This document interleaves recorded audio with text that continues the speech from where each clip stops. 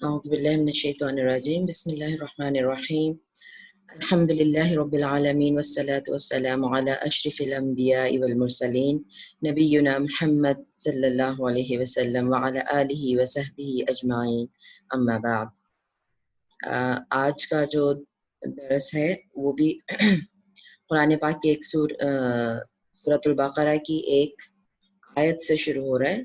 औज़ु बिल्लाहि मिनश शैतानिर रजीम वत्तकुल्लाह व युअल्लिमुकुमुल्लाहु वल्लाहु बिकुल्लि शैइन अलीम। कि पहले भी हम बात करते आए हैं कि हमारा जो दीन है वो तालीम व ताल्लुम का ही दीन है, सीखने सिखाने का दीन है। यहाँ सूरह बकरा में अल्लाह ताला ने इरशाद फरमाया वत्तकुल्लाह, और अल्लाह से डरो, अल्लाह का तकवा इख्तियार करो। वयुअल्लिमुकुमुल्लाह, अल्लाह ही तुम्हें सिखाता है। वल्लाहु बिकुल्लि शैइन अलीम, और अल्लाह हर चीज़ को जानने वाला है। एक बड़ा की पॉइंट यहाँ पे अल्लाह ताला ने हमें समझाया, तकवा जो है, तकवा इख्तियार करो और फिर अल्लाह ही तुम्हें सिखाता है, यानी तकवा ही इल्म नाफे के हुसूल का जरिया है। कल वाली क्लास में भी ये बात हुई, उससे पहले भी बात हुई कि देखें कुरान ने हमें इल्म इजाफे की दुआ सिखाई, नबी सल्लल्लाहु अलैहि वसल्लम के ज़रिए हमें इल्म में इजाफे की दुआ करनी है। फिर हमें हदीस से पता चला कि उस इल्म को नफ़ा बख्श बनाने की दुआ करनी है, राइट। और जो हम इल्म सीखें फिर उसको सिखाना है। यहाँ पे एक इल्म के हवाले से बात बताई गई कि तकवा अगर दिल में पैदा हो फिर उसके ज़रिए वो जो इल्म है वो नाफ़े इल्म बनता है। अल्लाह का तकवा, खशियत और तकवा हम डर के मानों में अक्सर तर्जुमा किया जाता है, जैसे अभी मैंने भी तर्जुमा किया वत्तकुल्लाह, अल्लाह से डरो। लेकिन असल में इसका बड़ा ब्रॉडर कॉन्सेप्ट है जो कि इस वक्त टाइम नहीं है उस पर बात करने का। लेकिन सिर्फ इतना मैं बता दूं कि इसमें सिर्फ डर नहीं है, इसमें आप समझें कि मोहब्बत भी शामिल है। क्योंकि तकवा का मतलब है बचना बेसिकली। अगर आप देखें तो अक्सर आपको कुरान पाक में इसका तर्जुमा, जो तर्जुमे वाले कुरान अगर आप देखें उसमें लिखा होता है परहेजगार, मुत्तकी का ट्रांसलेशन लिखा होता है परहेजगार, और यानी इत्तकुल्लाह यानी परहेजगारी इख्तियार करो। जब अल्लाह के साथ होता है तो वो डर ही से ज्यादा तर्जुमा होता है, लेकिन बेसिकली इसका मतलब होता है बचना। नार, आग से बचो। तो बचो के मानी भी इसके अंदर है। बचना है तो फिर इसका मतलब है हर उस चीज से बचना है जो अल्लाह की नाराजगी का बायस बने, और हर वो काम करना है जिससे अल्लाह ताला राजी हो। ये तकवा का कॉन्सेप्ट है। और अल्लाह ताला की मोहब्बत में हम ये करते हैं कि हम उसको राजी रखने की कोशिश करें। हमें ये डर हो, अगर हम कहें कि अल्लाह, अल्लाह से डरो, डर ये है कि वो हमसे नाराज ना कहीं हो जाए।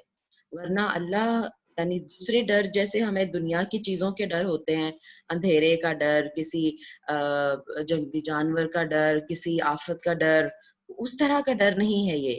अल्लाह, अल्लाह से डरो, अल्लाह की नाराजगी से डरो। ऐसे काम मत करो, उनसे बचो जो अल्लाह की नाराजगी का बाइस बनते हैं। ये तकवा का कॉन्सेप्ट है। इस पे थोड़ा सा वो बात मैं करना चाह रही थी कि जब ये चीज हमारे अंदर पैदा हो जाएगी, तकवा, ठीक है, अल्लाह ने कहा तकवा अल्लाह का इख्तियार करो, यानी अल्लाह से मोहब्बत करते हुए उन अल्लाह की नाराजगी से डरो और उन चीज़ों से बचो जो उसकी नाराजगी की तरफ लेके जा सकते हैं। तो अल्लाह ताला हम सबको मुत्तकीन में से करे। और मैं आपको ये भी बताऊं कि सूरह बकरा के ही शुरू में, ये तो आखिर की आयत है, आखिर की आयत में से बिल्कुल एंड पे, बल्कि शुरू में ही अल्लाह ताला ने फरमा दिया अलिफ लाम मीम ज़ालिकल किताबु ला रैब फीही हुदल लिल मुत्तकीन। ये किताब हिदायत है, इसमें कोई शक नहीं। कुरान को अल्लाह ने हिदायत की किताब कहा, इसमें कोई शक नहीं, इसमें हिदायत है लिल मुत्तकीन, मुत्तकियों के लिए। तो आप पूरा कुरान भी पढ़ डालेंगे, लेकिन अगर तकवा आपके अंदर नहीं तो आप इल्म हासिल नहीं कर सकते। ये एक पॉइंट था जिसकी वजाहत हो गई शुरू में। हम जो भी इल्म हासिल कर रहे हैं, हमारे दिल में तकवा सबसे पहले होना चाहिए। हम वो इल्म अल्लाह ताला की मोहब्बत के लिए हासिल कर रहे हैं, उस इल्म को इस्तेमाल करते हुए हम उन तमाम कामों से बचेंगे जो अल्लाह ताला की नाराजगी का बाइस बनेंगे इंशाअल्लाह। अगर ये फीलिंग हमारे अंदर है پھر علم جو ہے وہ ہمارے لیے نفع بخش علم ہوگا انشاءاللہ. چلیں آگے چلتے ہیں ہم. یہ آیت پچھلے بھی 2 دنوں میں اس کی وضاحت ہو گئی کہ اللہ تعالیٰ نے سورہ انبیاء میں فرمایا کہ ہم نے آپ صلی اللہ علیہ وآلہ وسلم کو رحمت للعالمین بنا کر بھیجا. اور کل بھی میں نے اس کی وضاحت کی کہ آپ صلی اللہ علیہ وآلہ وسلم کی ذات کا ہونا ہی رحمت تھا، اور پھر آپ صلی اللہ علیہ وسلم کی خود اعمال جو تھے وہ رحمت کا باعث تھے ساری کائنات کے لیے، چاہے انسان ہو، حیوان ہو، جنات ہوں، کوئی بھی ہو، پوری کائنات جو ہے تمام عالمین، تمام جہانوں کے لیے رحمت بنا کر بھیجا. تو اس شخصیت کے بارے میں ہم پڑھ رہے ہیں جو سب کے لیے رحمت تھے. تو اللہ تعالیٰ ہمیں ان کی سیرت کے جو یہ موتی ہیں ہمیں اپنی زندگی میں اتارنے کی اور اس پہ عمل کی توفیق دے. آمین ثم آمین. سبق نمبر 6 آج جو ہے ہم سبق نمبر 5 کی دہرائی کرتے ہیں. ایک دفعہ ہم موضوعات کو دیکھتے چلیں گے اور پھر آج کے 10 موضوعات دیکھیں گے، اور انشاءاللہ میرا ارادہ ہے کہ سبق نمبر 7 کو بھی آج ہم کور کریں انشاءاللہ. سیرت سے متعلقات کا نقطہ تعلیم بھی ہم دیکھیں گے. سبق نمبر 5 یعنی کل ہم نے پڑھا تھا مکی زندگی کا دوسرا مرحلہ یعنی اعلانیہ دعوت شروع ہوئی. اور پھر کیسے وہ شروع ہوئی کہ جبل صفا پہ آپ صلی اللہ علیہ وسلم لے کے قریش کو بلایا اور پھر وہ کہا قولوا لا الہ الا اللہ. ان پہ ان کا ریاکشن سخت آیا، اسپیشلی ابو لہب کی طرف سے جو آپ صلی اللہ علیہ وسلم کا چچا ہی تھا. پھر آزمائشوں کا آغاز ہو گیا. اس کے علاوہ اور مختلف آزمائشیں آپ کو دی گئی، ذہنی بھی، جسمانی بھی. اس کے بعد دین اسلام کی دعوت کو روکنے کے لیے مشرکین کے مختلف حربے جو سامنے آئے. کبھی وہ آپ صلی اللہ علیہ وسلم کو آ کے یہ کہتے کہ 1 سال ہم آپ کے بتوں کی عبادت آپ کے خدا کی عبادت کر لیتے ہیں، 1 سال آپ ہمارے بتوں کی عبادت کر لیں. کبھی ان کو ویسے وہ آفرز دیتے دوسری. اور آپ صلی اللہ علیہ وسلم کے چچا جو تھے ابو طالب، جن کے پاس آپ جو آپ کے سپورٹر تھے بہت بڑے، ان کے پاس جا کے ان سے بات کرتے. بہرحال مختلف طریقوں سے. اور پھر اسلام کے پہلے ادارے جو کہ تعلیمی ادارہ تھا جہاں آپ تربیت صحابہ کی کرتے تھے، دار ارقم کا قیام. ہجرت حبشہ، جب یہ مظالم بڑھ گئے تو پھر حبشہ کی جانب ہجرت کی آپ نے اجازت دے دی. پھر دوسری ہجرت حبشہ ہوئی کیونکہ جہاں پھر وہ سیٹل ہو گئے نجاشی کے پاس مسلمان، تو پھر ہمت بندھی کہ دوسرے مسلمان، اور اس کے پیچھے پھر مکن سے اور زیادہ اضافہ کر دیا تھا ظلم و ستم میں. پھر دوسرے بیچ نے بھی ہجرت کی. اس کے بعد پھر حضرت حمزہ اور حضرت عمر رضی اللہ عنہ کے اوپر تلے اسلام لانے سے، یعنی پہلے حضرت حمزہ نے اسلام قبول کیا، اس کے 3 دن بعد حضرت عمر رضی اللہ عنہ نے اسلام قبول کیا. اور ان دونوں شخصیات کے اسلام لانے سے اسلام کی قوت میں بہت اضافہ ہو گیا. اس کے بعد جب قوت میں اضافہ ہوا تو پھر وہ مکہ والوں نے سوچا کہ اب کیا کچھ ڈفرینٹ کیا جائے کہ ہم اس طرح تو نہ ٹارچر سے روک پا رہے ہیں کہ وہ ہجرت بھی کر گئے. پھر انہوں نے یہ سوچا کہ بائیکاٹ کر دیا جائے. اور 3 سال تک جو تھا وہ شعب ابی طالب میں صلی اللہ علیہ وسلم کو بنو طالب، بنو مطلب یعنی ہاشم اور ان کی جو بھی فیملی بنو عبد المطلب سے تھی جو آپ صلی اللہ علیہ وسلم پہ ایمان لائی تھی، ان کو محصور کر دیا گیا. اور پھر ہم نے دیکھا کہ بائیکاٹ کا خاتمہ کیسے ہوا. یعنی کچھ جو اسپیشلی حضرت ابو طالب کے ہی بھانجے تھے، ان کی بہن عاتکہ کے بیٹے، ان کے دل میں سب سے پہلے خیال آیا کہ ہم تو مزے سے رہتے ہیں اپنے گھروں میں، کھاتے پیتے ہیں، اور جو ہے وہ ہمارے ماموں، کیونکہ ابو طالب بھی وہیں پہ تھے اور کافی ان کی عمر بھی ہو چکی تھی، کہ وہ کس طرح مشکلات میں اور بچے. تو ان کے دل میں آیا اور انہوں نے 3-4 اپنے ساتھیوں کو لیا جو ان کے ہم خیال تھے اور قریش کے ساتھ کے بات کی. اور اس موقع پر آپ صلی اللہ علیہ وسلم کے ایک معجزہ کے بارے میں بھی ہم نے کل دیکھا پڑھا کہ آپ صلی اللہ علیہ وسلم کو اللہ تعالیٰ نے وحی کے ذریعے بتا دیا تھا کہ وہ جو بائیکاٹ جس پہ لکھا گیا تھا، جو ٹرمز اس پہ اور وہ جو چارٹر سا بنایا گیا تھا جس کو کعبہ میں لٹکایا گیا تھا، اس کو وہ دیمک جو ہے وہ کھا گئی ہے، وہ کیڑا لگ گیا ہے جو کو اور لکڑی کو کھا جاتا ہے. اور یہ بات پھر ابو طالب کو آپ صلی اللہ علیہ وسلم نے بتائی اور ابو طالب نے آ کے قریش کے ساتھ شیئر کی کہ جو ہے میرا بھتیجا اس طرح کہتا ہے، اور پھر بلکہ انہوں نے یہ بھی وہاں پہ بات رکھی کہ آپ اس کو چیک کیجئے، کیونکہ یہ ایک بہت بڑی دلیل تھی آپ صلی اللہ علیہ وسلم کی نبوت کی کہ آپ تو وہاں بائیکاٹ میں بیٹھے ہوئے ہیں، ان کو کیا پتا کہ پیچھے جو ہے وہ کعبہ میں لٹکے ہوئے اس پیپر کے ساتھ کیا ہوا۔ تو اگر وہ انہوں نے کہا ابو طالب نے کہ اگر اس کی بات سچی ہے، ٹھیک ہے، تو پھر تم لوگ ہمیں چھوڑ دو ہمارے حال پہ اور اس بائیکاٹ کو ختم کر دو، اور اگر اس کی بات سچی نہیں ہے تو پھر تم جو ہے وہ جو چاہے اس کے ساتھ سلوک کرو۔ اور پھر واقعی جو دیکھا گیا، اور اسی رات جس رات آپ صلی اللہ علیہ وسلم کو وحی کے ذریعے یہ خبر دی گئی تھی، اسی رات جو تھا وہ زہیر جو تھے وہ ابو طالب کے بھانجے، ان کے دل میں بھی خیال آیا اور وہ پھر اپنے ہم خیال دوسرے دوستوں کے پاس گئے اور بات کی، یعنی صبح پھر جب ادھر سے زہیر نے بات کی قریش کی مجلس میں، تو ادھر سے ابو طالب بھی وہاں پہ موجود تھے، یعنی وہ بھی آ گئے تھے بنی شعب سے نکل کے، شعب ابی طالب سے نکل کے یہ بات پہنچانے کے لیے جو آپ صلی اللہ علیہ وسلم نے وہ دیمک کے حوالے سے کی تھی کہ ان کو وہ دیکھا گیا تو بالکل سچ بات تھی، وہ واقعی دیمک کھا چکی تھی اس معاہدے نامے کو، رائٹ۔ تو پھر بہرحال اس معجزے کو دیکھ کے ویسے تو ان کو چاہیے تھا کہ اسلام قبول کر لیتے، لیکن جب ان کے دلوں پہ تالے لگ چکے تھے پھر انہوں نے ایٹ لیسٹ وہ بائیکاٹ ختم کر دیا، لیکن آپ صلی اللہ علیہ وسلم پہ ایمان پھر بھی نہیں لے کے آئے۔ تو یہ ہمارے کل کے اسباق تھے، جو ٹاپکس تھے۔ آج پھر آگے چلتے ہیں ہم انشاءاللہ۔ اب دیکھتے ہیں ہم کہ جب بائیکاٹ ختم ہو گیا، اور یہ بائیکاٹ کب ختم ہوا، یہ 10 نبوی میں ختم ہوا، تو نبی کریم صلی اللہ علیہ وسلم قریش کو پھر سے دعوت، اور پھر یہ لسٹ کی بجائے ڈائریکٹ ہم اسباق میں داخل ہوتے ہیں۔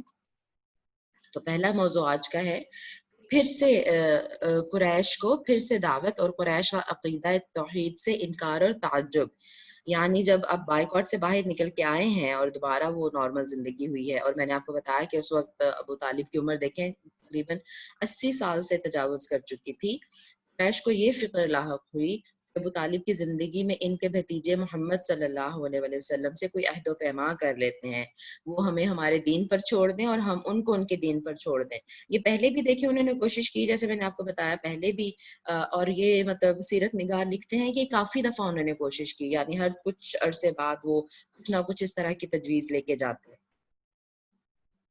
بہرحال اب جو تھا وہ چونکہ ابو طالب کی عمر زیادہ ہو گئی تھی، تو انہوں نے کہا ایسا نہ ہو کہ ابو طالب کی ڈیتھ ہو جائے اور پھر ہم محمد صلی اللہ علیہ وسلم کو کچھ کریں، یعنی ان کا کوئی انتظام کریں، تو پھر لوگ ہمیں کہیں کہ یہ دیکھو بزدل تھے، ابو طالب کی عمر میں تو ان کی ہمت نہیں ہوئی محمد صلی اللہ علیہ وسلم کو کچھ کہنے کی، اور اب اس کی زندگی کے بعد دیکھو کیا کر رہے ہیں محمد صلی اللہ علیہ وسلم کے ساتھ، یا اس طرح کی مختلف یعنی خیالات ہیں۔ تو انہوں نے سوچا کہ ابو طالب کے ہوتے ہوئے ہی ہم جو ہے کوئی ایگریمنٹ کر لیں، کہیں بات پہنچ جائے کہ کوئی سیٹلمنٹ ہو جائے۔ بہرحال تو ابو طالب نے آپ صلی اللہ، یعنی وہ ابو طالب کے پاس پہنچے، پھر قریش جو تھے وہ پھر ابو طالب کے پاس پہنچے، وہی یعنی آفر لے کے کہ کچھ کریں اپنے بھتیجے کا۔ تو یہ بات انہوں نے جا کے کی، ابو طالب نے آپ صلی اللہ علیہ وسلم کو بلایا اور ان کے مطالبے کے بارے میں بتایا کہ اس طرح سے یہ کہہ رہے ہیں۔ آپ صلی اللہ علیہ وسلم نے پھر سے ان کے سامنے دین اسلام کی دعوت رکھی اور پھر اسی اپنے عزم کو دہرایا اور کہا لا الہ الا اللہ کا اقرار کر لو، اور بتایا کہ اس دعوت کو مان لینے سے اللہ تمہیں عزت عطا کرے گا، یعنی یہ سچا دعویٰ ہے اور سچے معبود کی طرف میں تمہیں دعوت دیتا ہوں، اس کو مان کے اس دعوت کو قبول کر کے اللہ تعالیٰ تمہیں عزت دے گا اور تم عرب و عجم کے حاکم بن جاؤ گے۔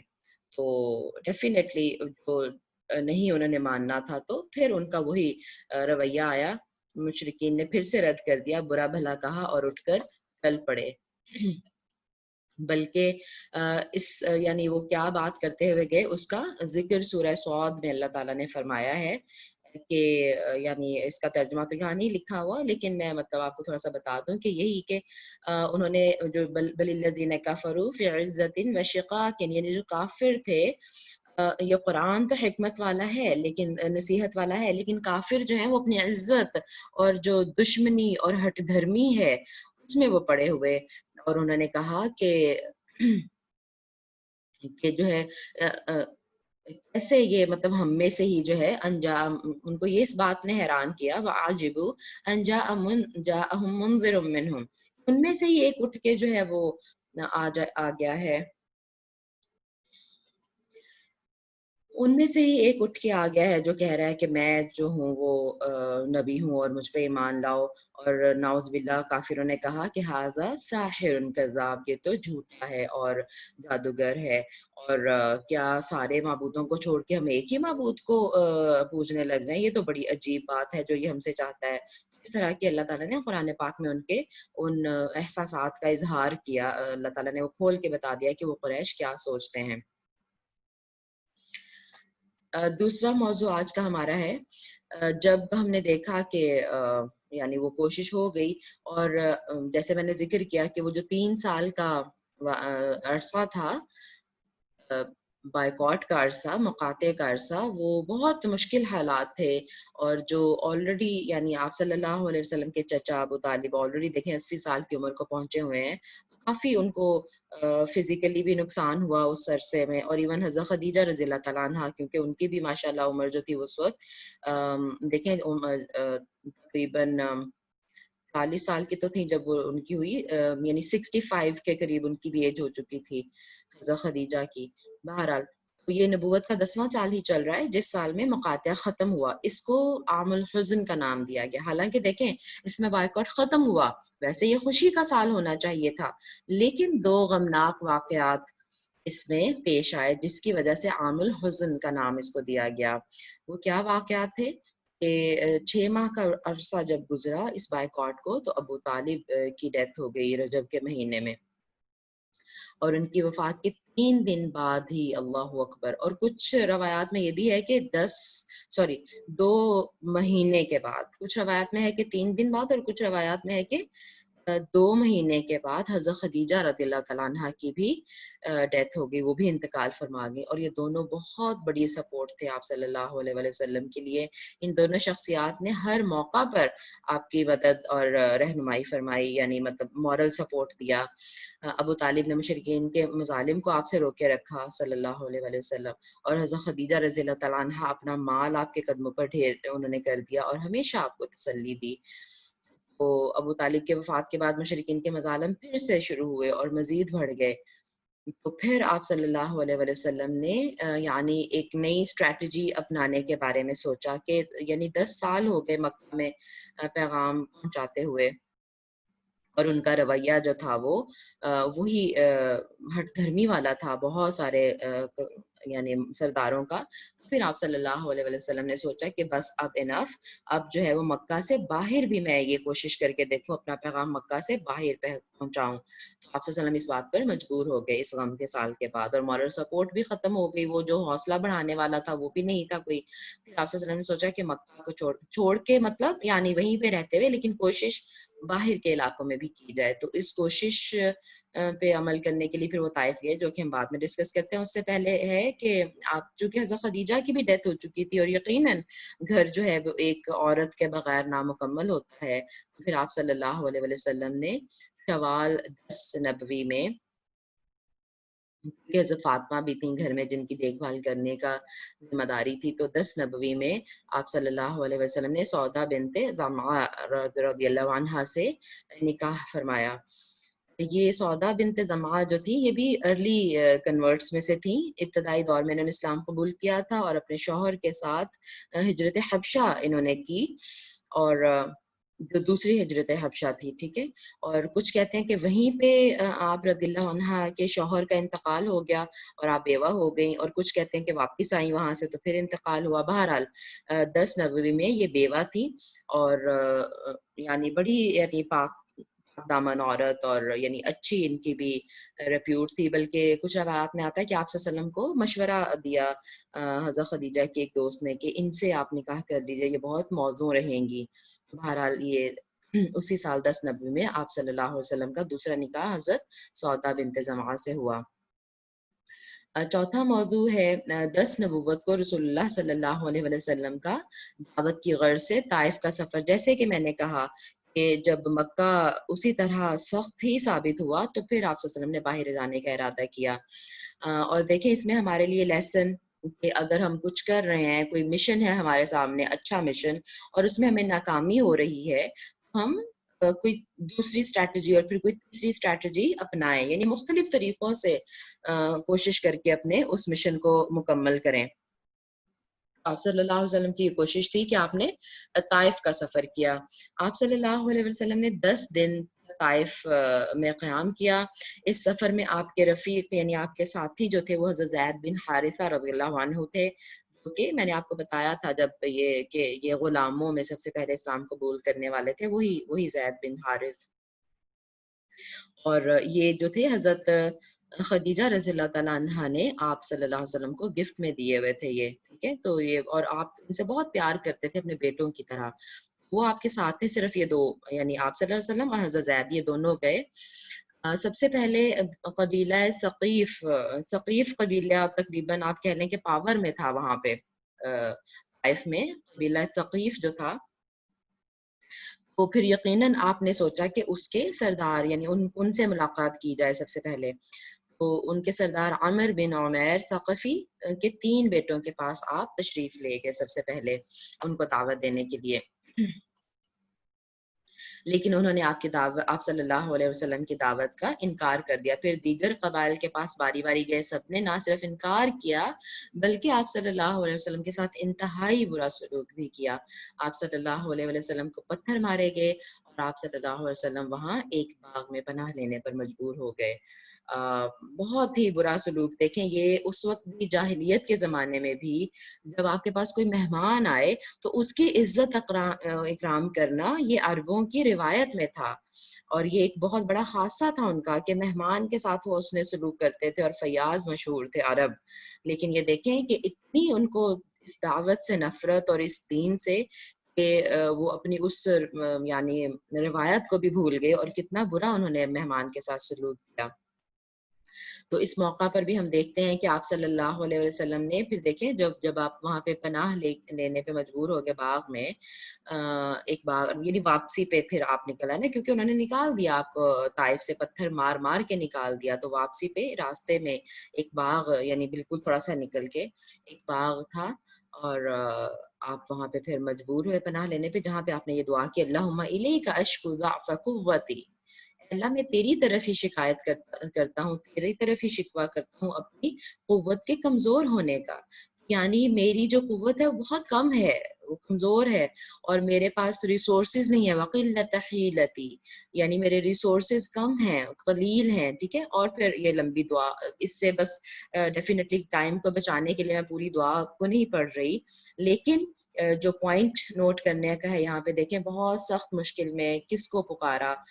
کسی دنیاوی بڑے کی جو ہے وہ پاور والے کی طرف رجوع نہیں کیا کہ اچھا اس سے مدد لے لوں، نہیں، بلکہ وہی جو کہ سب طاقت والوں سے زیادہ طاقتور ہے اللہ تعالیٰ کی طرف رجوع کیا. ٹھیک ہے. تو یہ ہمارے لیے بھی لیسن ہے کہ ہم اپنی جو کمزوریاں ہیں، اپنی جو کمیاں ہیں، اور جو ریسورسز کم ہیں، اور جو ہمیں شکست ہو رہی ہے، ہم اس کا گلہ اور اس کی مدد کی فریاد صرف اللہ تعالیٰ ہی کے پاس لے کر جائیں ہر طرح کے حالات میں، انشاءاللہ. آمین. اچھا، اسی کے ریلیٹڈ ایک اور حدیث یہاں پہ کوٹ کی گئی ہے، کیونکہ اتنا سخت دن تھا آپ صلی اللہ علیہ وسلم کی زندگی میں. حضرت عائشہ رضی اللہ تعالیٰ عنہا سے روایت ہے کہ انہوں نے رسول اللہ صلی اللہ علیہ وسلم سے پوچھا ایک دن، اے اللہ کے رسول صلی اللہ علیہ وسلم، کیا آپ کوئی ایسا دن بھی آیا جو احد کے دن سے زیادہ شدید ہو؟ کیونکہ ان کو اپنی نالج کے مطابق یہی پتا تھا کہ احد جو تھا وہ مسلمانوں کے لیے، غزوہ احد کا دن وہ بہت پریشان کن تھا اور شدید تھا، اور اس میں مسلمانوں کو بہت نقصان ہوا. انشاءاللہ جب ہم مدنی دور میں داخل ہوں گے تو ہم اس کے بارے میں دیکھیں گے. لیکن انہوں نے پوچھا کہ احد سے زیادہ بھی کوئی دن آپ کی زندگی میں شدید آیا؟ تو آپ صلی اللہ علیہ وسلم نے فرمایا کہ مجھے تمہاری قوم سے بہت تکلیف پہنچی جب میں خود کو ابن عبد یالیل بن عبد لال کے سامنے لے گیا. یہ وہی جو میں نے آپ کو بتایا نا کہ قبیلہ ثقیف کے سرداروں کے 3 بیٹے تھے، یہ ان میں سے ہی ایک تھا. کہ جب میں اس کے پاس میں نے دعوت اس کو دی، لیکن جو میں چاہتا تھا اس نے میری بات نہ مانی، اور میں غمزدہ ہو کر چل پڑا، اور پھر قرن ثعالب پر پہنچ کر ہی میری حالت بہتر ہوئی. یعنی مطلب پھر وہ سارا جو بیچ میں کہ دوسرے لوگوں کو بھی دعوت دی لیکن انہوں نے قبول نہیں کی، تو میں بہت اس وقت غم کی حالت میں تھا. اور پھر جو کچھ انہوں نے کیا اس کی وجہ سے بھی جب میں نے سر اٹھایا مجھے ایک بادل نظر آیا، اس نے مجھ پر سایہ کیا ہوا تھا. میں نے دیکھا تو اس میں جبرائیل علیہ السلام تھے. انہوں نے مجھے آواز دے کر کہا اللہ عز و جل نے جو کچھ آپ صلی اللہ علیہ وسلم نے اپنی قوم سے کہا اور انہوں نے جو کچھ آپ کو جواب دیا وہ سب سن لیا. اللہ تعالیٰ نے پہاڑوں کا فرشتہ آپ صلی اللہ علیہ وسلم کی طرف بھیجا ہے تاکہ آپ صلی اللہ علیہ وسلم ان کفار کے متعلق اس کو جو چاہیں حکم دیں. آپ صلی اللہ علیہ وسلم نے فرمایا کہ مجھے پہاڑوں کے فرشتوں نے آواز دی اور پوچھا کہ محمد صلی اللہ علیہ وسلم میں یعنی پہاڑوں کا فرشتہ ہوں اور مجھے آپ کے رب نے آپ کے پاس بھیجا، آپ جو حکم دیں گے میں پورا کروں گا. آپ چاہیں تو میں ان دونوں سنگلاخ پہاڑوں کو اٹھا کر ان کے اوپر رکھ دوں، یعنی طائف والوں کے اوپر.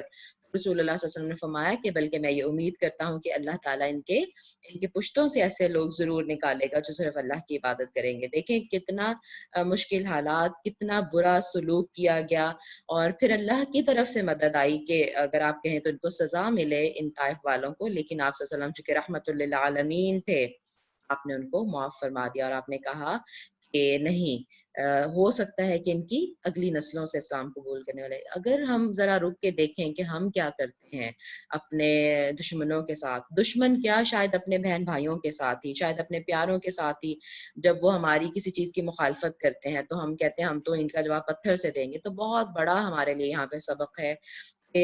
اور میں یہ بھی واضح کرتی چلوں انشاءاللہ آگے ہم دیکھیں گے کہ غزوات بھی ہوئے پھر، اور آپ صلی اللہ علیہ وسلم نے مختلف لوگوں کو سزائیں بھی دیں، ٹھیک ہے، وہ ہم دیکھیں گے کہ اس کی کیا وجہ تھی، ٹھیک ہے. لیکن جہاں پہ صرف آپ صلی اللہ علیہ وسلم کا ذاتی معاملہ ہے کہ آپ صلی اللہ علیہ وسلم کی ذات کو جو تکالیف پہنچی اور آپ کو یعنی نعوذ باللہ آپ کو برا بھلا کہا گیا، فزیکلی تکالیف دی گئی، وہاں پہ آپ صلی اللہ علیہ وسلم نے ہمیشہ معاف فرمایا ہے. ٹھیک ہے، جو سزائیں دی یا جو جنگیں ہوئی یا جو غزوات ہوئے اس کی ریزنز ہم بعد میں دیکھیں گے وہ الگ ہیں.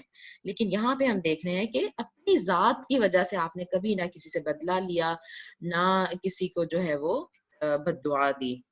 تو اللہ تعالی ہمیں بھی یہ توفیق عطا فرمائے کہ ہم معاف کرنے والوں میں سے بنیں اور حسن ظن رکھیں انشاءاللہ.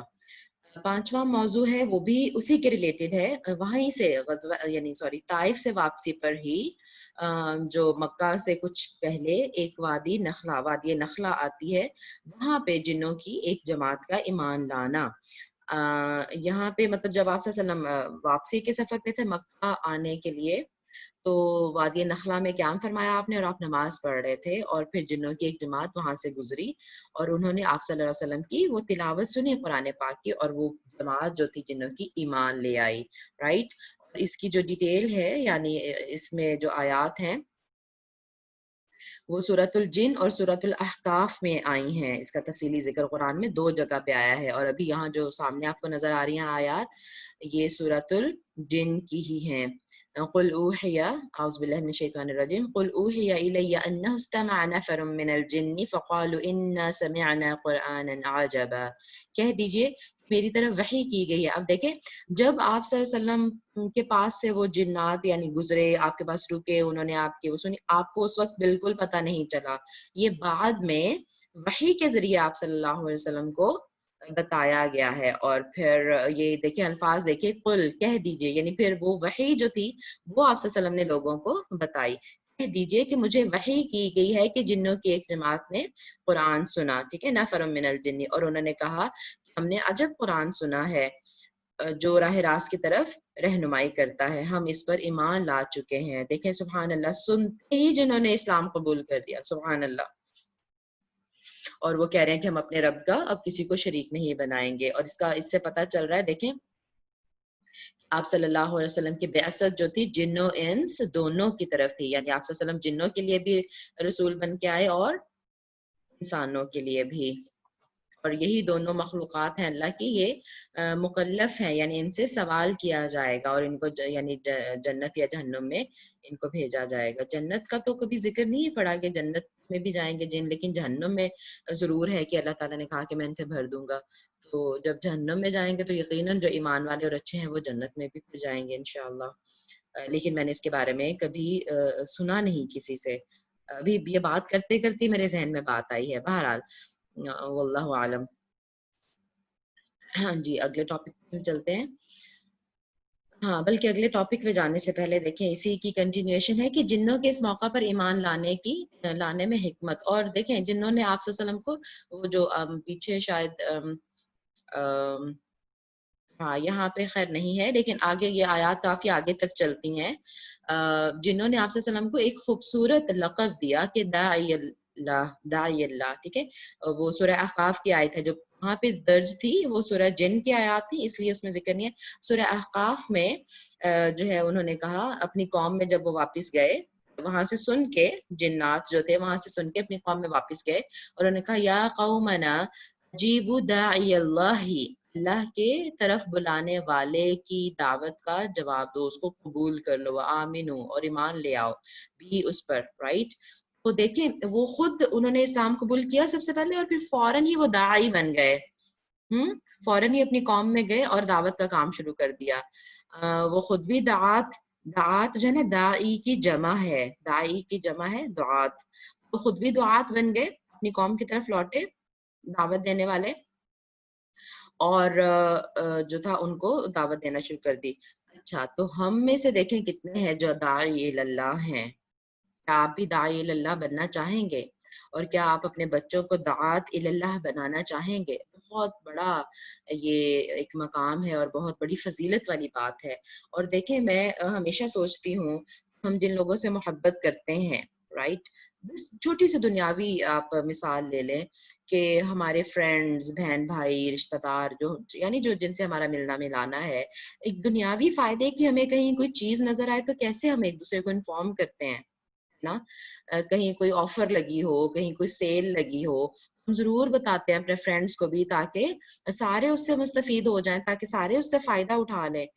تو اتنا بڑا دین کا جو فائدہ ہے، یا آپ یہ سمجھ لیں کہ جو اصل فائدہ ہے، کیونکہ ہمارا مسلمان ہونے کے ناطے ہمارا یہ یقین ہے کہ اس دنیا کی تو ساری چیزیں ہی فانی ہیں، یہ سارے فائدے یہیں رہ جائیں گے، اصل میں تو فائدہ آخرت کا ہے، اور اصل میں تو فائدہ یہی ہے کہ ہم اس کی آخرت کی تیاری کر لیں۔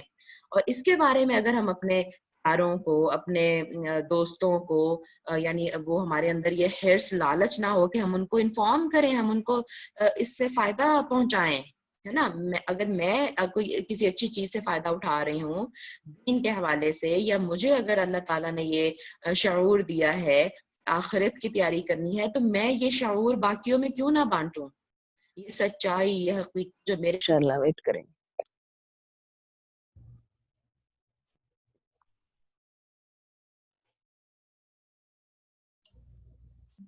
السلام علیکم ورحمۃ اللہ وبرکاتہ۔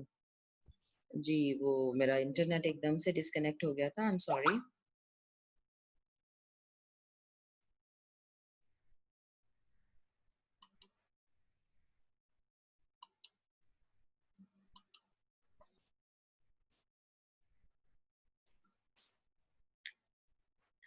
جی السلام علیکم ورحمۃ اللہ وبرکاتہ، میری آواز آ رہی ہے آپ کو؟ جی آ رہی ہے۔ ٹھیک ہے، الحمدللہ، ٹھیک ہے جی۔ تو بس میں یہی بات کر رہی تھی کہ یہ اس واقعے میں ہمارے لیے یہ دیکھیں یہ ایک درس ہے، ایک لیسن ہے کہ ہم دیکھیں جنہوں نے فوراً کیا اور وہ داعی بن گئے فوراً، تو ہم بھی جو ہے اس حق کی دعوت دینے والے بنے، ٹھیک ہے، ضرور آپ سب جو ہے وہ داعی اللہ بنے، اللہ کی طرف بلانے والے بنے، اور اپنے بچوں کو بھی اس کام پہ لگائیں کہ وہ اللہ کی طرف بلانے والے بن جائیں، آمین۔ چھٹا موضوع ہم دیکھتے ہیں کہ ابھی تک ہم نے کیا دیکھا کہ آپ صلی اللہ علیہ وسلم مکہ سے وہ پریشان ہوئے، پریشان کا مطلب ہے کہ تھوڑا ان کو یہ لگا کہ یہ اب ہٹ دھرمی پہ ہے، نہیں کر رہے، پھر آپ صلی اللہ علیہ وسلم نے طائف جا کے کوشش کی، ٹھیک ہے، بہرحال وہ بھی ناکام ہوئی، اور مطلب وہ اس کا اس طرح فائدہ نہیں ہوا۔ اس کے بعد پھر آپ صلی اللہ علیہ وسلم ہمت ہار کے بیٹھ نہیں گئے، دیکھیں جاری مستقل مزاجی سے اپنا سفر جاری رکھا، چاہے جتنی بھی مشکلات آ رہی ہیں، ایسے مایوسی والے حالات لگ رہے ہیں، ایسا لگ رہا ہے کہ یعنی کوئی فائدہ نہیں ہو رہا، لیکن آپ صلی اللہ علیہ وسلم نے جاری رکھا اپنے کام کو، اپنے مشن کو. ٹھیک ہے، تو ہمارے لیے بھی لیسن کہ ہمیں لگ رہا ہو کہ کوئی اچھا کام ہم کرنے جا رہے ہیں کہ بہت تھوڑے لوگ بات سن رہے ہیں یا سن ہی نہیں رہے، تو ہم پریشان ہو کے چھوڑ نہ دیں اس اچھے کام کو، ہم جاری رکھیں. ٹھیک ہے، تو اللہ کے رسول صلی اللہ علیہ وسلم اہل مکہ کو 10 سال تک دعوت دیتے رہے، ان کی آزمائشوں کو برداشت کرتے رہے. بائیکاٹ کے بعد آپ نے باہر نکل کے بھی جو ہے وہ دعوت دی. اور اس کے ان تمام یعنی صرف مکہ کے طائف میں نہیں کہ بلکہ ارد گرد کے دوسرے قبائل کو بھی آپ صلی اللہ علیہ وسلم دعوت دیتے رہے.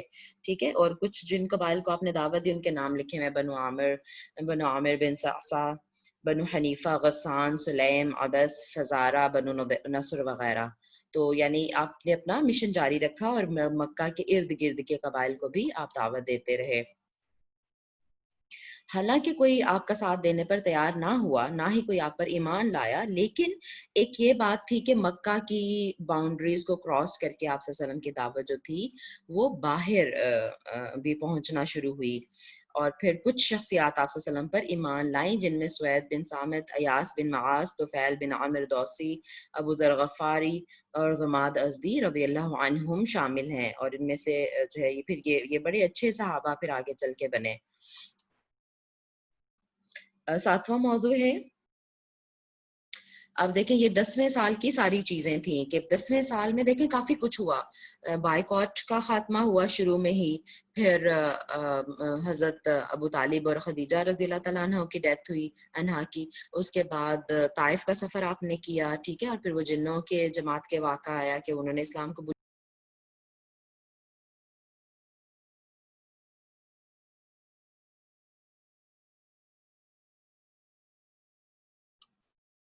السلام علیکم ورحمۃ اللہ وبرکاتہ.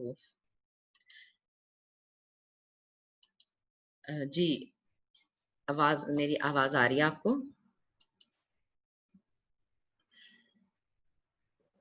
جی جی الحمدللہ. اور میں ابھی میرے ذہن میں آیا کہ دیکھیں ہم بات کر رہے ہیں کہ کتنی بھی مشکلات آئیں ہمیں اپنا سفر جاری رکھنا ہے، تو اللہ تعالیٰ کہہ رہے ہیں چلیں ٹھیک ہے ان پہ بھی ڈال کے دیکھتے ہیں مشکلات. ان ایکسپیکٹڈلی پتہ نہیں کیوں نیٹ جو ہے وہ ڈسکنیکٹ ہو رہا ہے میرا بار بار. تو بہرحال پھر اسی طرح سے ہم انشاءاللہ رکیں گے نہیں، ہم اسی پیارے نبی کی سیرت پڑھ رہے ہیں جنہوں نے سفر اپنا روکا نہیں، تو ہم بھی رکیں گے نہیں انشاءاللہ. مشکلات آتی رہیں گی تو آپ بھی انتظار کریں انشاءاللہ، اور میں پھر واپس آئی ہوں. چلیں ٹھیک ہے، آپ آگے چلتے ہیں. تو اب جو 10 سال کو ہم نے وائنڈ اپ کیا کہ 10ویں سال میں جو کچھ ہوا، پھر 11ویں نبوت کا دیکھیں، نبوت کا 11واں سال شروع ہوا ہے، اور ایک نیا پھر آپ ایک نئے عزم کے ساتھ آپ صلی اللہ علیہ وسلم نے کیا سوچا کہ جو حج کے موقع پر، ٹھیک ہے، جو لوگ باہر سے آتے ہیں مکہ حج کرنے، ان کو میں دعوت دوں. ٹھیک ہے، کیونکہ پہلے بھی آپ صلی اللہ علیہ وسلم کی تو کوشش ہوتی تھی، لیکن ہم نے دیکھا کہ جو مکہ کے سردار تھے ان کی کوشش ہوتی تھی کہ آپ صلی اللہ علیہ وسلم بالکل مل نہ پائیں. جو بھی مکہ میں داخل ہو باہر سے، وہ آپ سے مل ہی نہ پائے. وہ راستوں میں کھڑے ہو جاتے جا کے اور بتاتے کہ خبردار رہنا، مکہ میں ایک شخص بے دین ہو گیا ہے اور وہ پاگل ہو گیا، ناؤذ باللہ، اس کی باتوں میں نہ آنا، اس کی بات نہ سننا، ناؤذ باللہ. تو اپنے پروپیگنڈے کے طور پہ وہ لوگوں کو پہلے ہی منع کر دیتے تھے آپ سے کی بات سننے کے لیے، رائٹ. تو لیکن 11 نبوی میں کیا ہوا کہ پھر آپ صلی اللہ علیہ وسلم کو پتہ چلا کہ اس طرح سے، یعنی یثرب مدینہ کا جو پرانا نام ہے، وہاں سے کچھ لوگ آ رہے ہیں. تو آپ صلی اللہ علیہ وسلم یعنی باہر نکل کے یعنی جو ہے عقبہ ایک جگہ تھی، وہاں پہ آپ نے سوچا کہ میں ان سے ملوں. ٹھیک ہے، تو یثرب میں آباد قبیلہ خزرج، دیکھیں قبیلہ خزرج سے تعلق رکھنے والے 6 افراد کو پھر آپ صلی اللہ علیہ وسلم نے جو کہ آئے تھے اور آپ کو پتا چلا، اور عقبہ کے مقام پر آپ جا کے ان سے ملے خود، اور وہاں پہ ان کو دعوت دی. اور یہ لوگ جو تھے یہ بت پرست ہی تھے یقیناً. قبیلہ خزرج بت پرست تھا، اسی لیے تو بتوں کی وہ عبادت کے لیے وہ آیا، یہ قبیلہ بتوں کو پوجنے کے لیے اور ان کا حج کرنے کے لیے یہ آیا، قبیلے کے 6 لوگ، رائٹ. تو لیکن یہ جو تھے बुत परस्त लोग, इन्होंने यहूद से आप सल्लल्लाहु अलैहि वसल्लम की ब्यासत के बारे में सुन रखा था।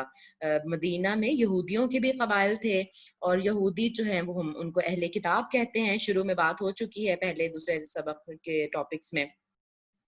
और इनको जो था वो पता भी था कि एक नबी आएगा, ये भी हम बात पढ़ चुके हैं, ठीक है। और वो एक नबी का इंतजार कर रहे थे।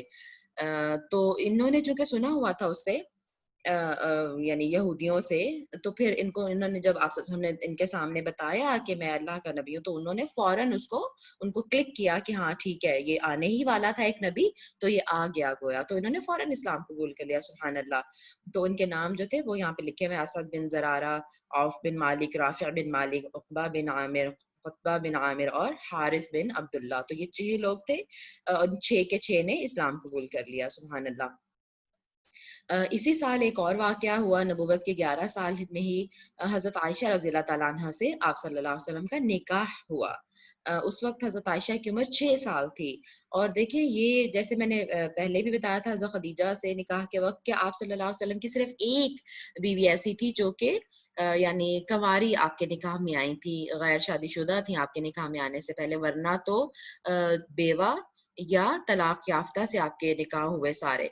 तो ये जो शादी थी, ये जो निकाह था, एक तो ये कि हजरत अबू बकर सिद्दीक रज़ियल्लाहु अन्हु जो थे, वो आप सल्लल्लाहु अलैहि वसल्लम के सबसे प्यारे दोस्त, सबसे पहले इस्लाम लाने वाले, सबसे ज्यादा आपकी मदद करने वाले, उनके साथ फैमिली टाइज को यानी स्ट्रॉन्ग करने के लिए, प्लस अल्लाह ताला की तरफ से भी ये आपको हुक्म था। एक रवायत में इवन मैंने पढ़ा कि आप सल्लल्लाहु अलैहि वसल्लम को हजरत आयशा की तस्वीर दिखाई गई कि ये आपकी बीवी होगी, राइट। तो इसमें बहुत बड़ी मसलहत थी कि हजरत आयशा से जो आपका निकाह हो, कि इतनी यंग एक लड़की आप सल्लल्लाहु अलैहि वसल्लम के निकाह में आए, तो वो एक जो उसकी यानी ट्रेनिंग होगी आप वसल्लम के पास ही, आप समझ लें ट्रेनिंग होगी, तो वो एक परफेक्ट इस्लाम का जो है ना, वो नमूना बन के और वो स्कॉलर बन के निकलेगी वो बच्ची, राइट। तो वो और आप देखें, एक जाती जिंदगी है और एक यानी पब्लिक लाइफ है। तो पब्लिक लाइफ के लिए तो बाकी सारे सहाबा थे ना आप वसल्लम के पास, के बाहर जो है आप अपने घर से बाहर किस तरह से मामलात को लेके चलते हैं, वो सारे सहाबा उसके यानी हदीस रवायत करते हैं हमारे। लेकिन जो जाती जिंदगी है, राइट, क्योंकि आप सल्लल्लाहु अलैहि वसल्लम जो यानी हमारे लिए हर जिंदगी के पहलू में नमूना है, और हमने उनसे सबक लेना है अपने नबी से, तो उनकी जाती जिंदगी में वो कैसे थे, वो भी हमारे तक बातें आनी चाहिए थी। तो वो फिर एक बहुत बड़ा सोर्स हजरत आयशा रज़ियल्लाहु ताला अन्हा बनी, आपकी जाती जिंदगी की अहादीस को उन्होंने बयान किया फिर, ठीक है। क्योंकि बाकी अज़वाज भी थी, लेकिन देखें जैसे मैंने कहा कि उनका जो लेवल डिफरेंट है, या अम, उन्होंने ज्यादा अहादीस रवायत नहीं की, लेकिन सबसे ज्यादा अहादीस जो है ना खवातीन में, सबसे ज्यादा अहादीस वो हजरत आयशा रज़ियल्लाहु ताला अन्हा ने रवायत की हैं। बहरहाल ये थोड़ा सा मुझे लगा कि मैं इसके वो रीजन यहाँ पे बयान करूं। तो 6 साल की उम्र में आपका निकाह हुआ, और जो रुखसती थी वो फिर 3 साल बाद मदीना में जाके हुई। उस वक्त आपकी उम्र 9 साल थी। नेक्स्ट टॉपिक है हमारा नबूवत का 12वां साल। ये 11वें साल में ये चीजें हुई। अब 12वां साल जो था, फिर उसी हज के मौका पर, हज के अयाम में 12 लोग आप सल्लम की खिदमत में हाजिर हुए। और देखें यहाँ लिखा है कि 12 सने 12 नबवी में बैत उक़बा, बैत उक़बा ऊला, यानी उक़बा वो जगह थी, उक़बा वो जगह थी जहाँ पे आप सल्लम मिले खजरज के लोगों से। और बैत का मतलब है कि फिर इस साल, पिछले साल तो 11 नबवी में मिले और आपने दावत दी उनको, और उन्होंने दावत कबूल कर ली, दैट्स इट। लेकिन जब नेक्स्ट ईयर दोबारा वो आए, और अब वो 12 लोग थे, 5 तो वही थे पिछले साल जिन्होंने इस्लाम कबूल किया था, और 7 नए लोग आए जो कि उन्हीं की दावत से दीन इस्लाम को उन्होंने कबूल किया था। उनका ताल्लुक भी यसरफ से था। और ये अब टोटल जो थे वो 10 लोग खजरज से थे, और 2 लोग जो थे वो बनु औस से थे। औस और खजरज ये 2 ही मशहूर कबाइल थे उसके बुत परस्तों के, ठीक है। تو بہرحال اب کی دفعہ کیا ہوا کہ انہوں نے آپ صلی اللہ علیہ وسلم سے بیعت بھی کی، اور بیعت کا مطلب آپ کو پتہ ہی ہوگا انگلش میں oath of loyalty, right, pledge of loyalty انہوں نے آپ صلی اللہ علیہ وسلم کے ہاتھ پہ لیا، اور انہوں نے آپ صلی اللہ علیہ وسلم کو اپنا لیڈر مانا، اور یعنی آپ کی فرما برداری پہ، آپ کے حکم ماننے پر بیعت کی، اور پھر واپسی پہ آپ صلی اللہ علیہ وسلم نے ان کے ساتھ حضرت مصعب بن عمیر رضی اللہ عنہ کو بھیجا، جو اسلام کے پہلے سفیر اور داعی کہلائے، اور آپ صلی اللہ علیہ وسلم کی دعوت میں اللہ نے برکت دی، ٹھیک ہے۔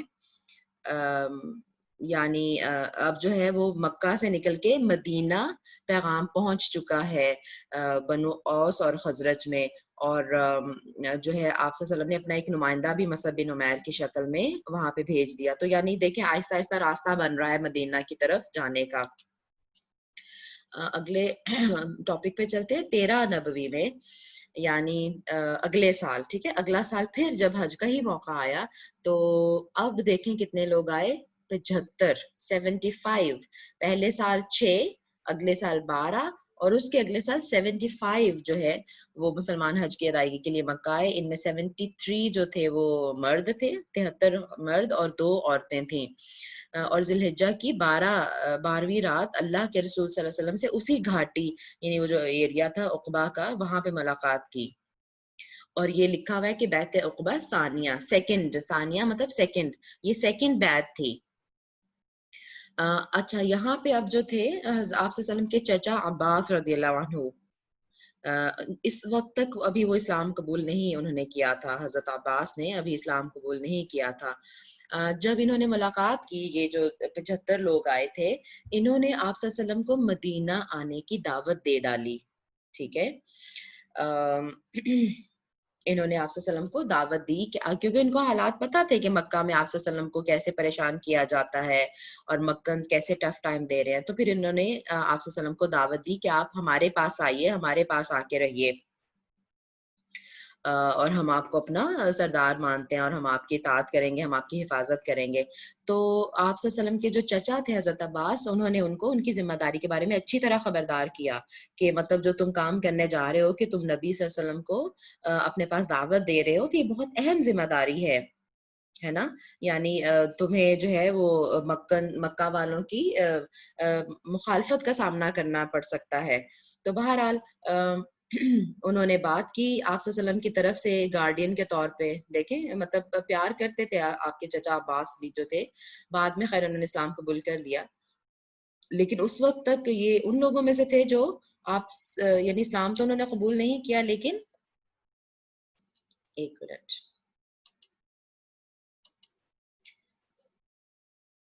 جی، لیکن اسلام تو قبول نہیں انہوں نے کیا تھا، لیکن آپ کی مخالفت بھی نہیں کرتے تھے، بلکہ آپ سے بہت پیار کرتے تھے اور آپ کا خیال رکھتے تھے۔ تو بہرحال جو پھر وہ اس بیعت میں اس جو اوتھ لیا انہوں نے، اس میں کچھ ٹرمز تھیں، کچھ کنڈیشنز تھیں، وہ یہ تھیں کہ تنگی اور خوشحالی ہر حال میں رسول اللہ صلی اللہ علیہ وسلم کا ساتھ دیں گے، رائٹ۔ بلکہ یہ پھر حضرت عباس نے کہا کہ آپ یہ دیکھیں اس چیز کی گارنٹی دیں، ٹھیک ہے۔ اللہ کے رسول صلی اللہ علیہ وسلم نے واضح فرمایا کہ ہر طرح کے تنگی اور خوشحالی، ہر طرح کے حالات میں آپ پھر رسول اللہ صلی اللہ علیہ وسلم کا ساتھ دیں گے، اور ضرورت پڑنے پر اپنا مال بھی ان پر نچھاور کریں گے، امر بالمعروف اور نہی عن المنکر کے فریضے کو سر انجام دیں گے، یعنی اچھائی کو پھیلانے اور برائی کو روکنے میں مدد کریں گے، اللہ کی راہ میں نکلیں گے اور کسی ملامت کرنے والے کی ملامت کی پرواہ نہیں کریں گے۔ اس کے علاوہ کچھ اور باتوں پر بھی وہ بیعت ہوئی۔ تو گویا آپ دیکھیں کہ اب تک یعنی 13 نبوی میں ایک پورا پلیٹ فارم آپ صلی اللہ علیہ وسلم کو مل چکا ہے مدینہ کی شکل میں، ٹھیک ہے، کیونکہ یعنی یثرب کی شکل میں یہ لوگ جو تھے وہ تیار تھے ان ساری باتوں پر عمل کرنے کے لیے۔ تو یہ ایک سمجھ لیں کہ بہت بڑی کامیابی تھی۔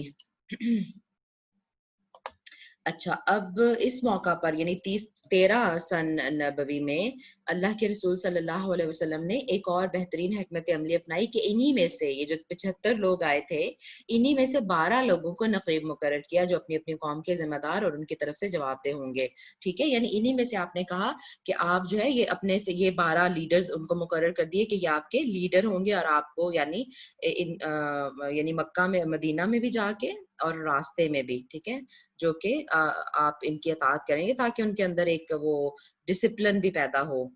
کہ اب ظاہر ہے وہ ایک دعوت کا کام کرنے جا رہے ہیں وہاں پہ اور ایک کمیونٹی ڈیولپ ہونے جا رہی ہے، تو اس کے لیے آپ صلی اللہ علیہ وسلم نے 12 لوگوں کو مقرر کر دیا انہی میں سے. ٹھیک ہے، اب یہ میرا خیال ہے باقی تو یہ ہمارا 10واں ٹاپک ہی تھا. تو میں ان سلائڈس پہ یہاں پہ روک کے میں اپنی اگلی جو ہے وہ اگلے سبق کا ہم آغاز کرتے ہیں انشاءاللہ، جیسے میں نے آپ سے کہا تھا.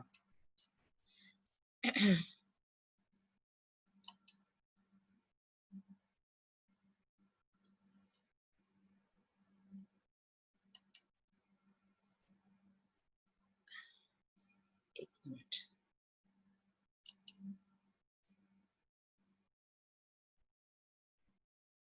جی آپ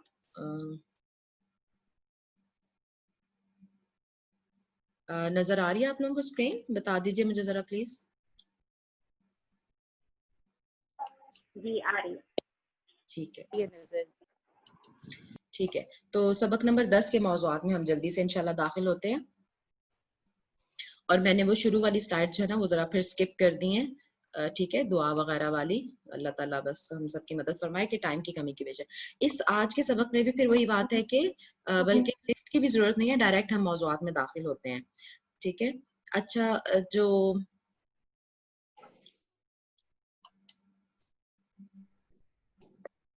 واقعہ اسراء والمعراج جو آج کا پہلا ہمارا آج کا کیا بلکہ اگلا جو ہمارا پہلا موضوع ہے اگلے سبق کا، اس میں واقعہ اسراء اور معراج، اس کی ڈیٹ جو ہے نا وہ یعنی اس پہ اختلاف ہے کہ یہ کب کا واقعہ ہے. کچھ کا خیال ہے کہ ہجرت سے بس کچھ دیر پہلے کا ہے، کچھ کا خیال ہے کہ یہ 10 نبوی کا واقعہ ہے. بہرحال یہ واقعہ بھی پیش آیا.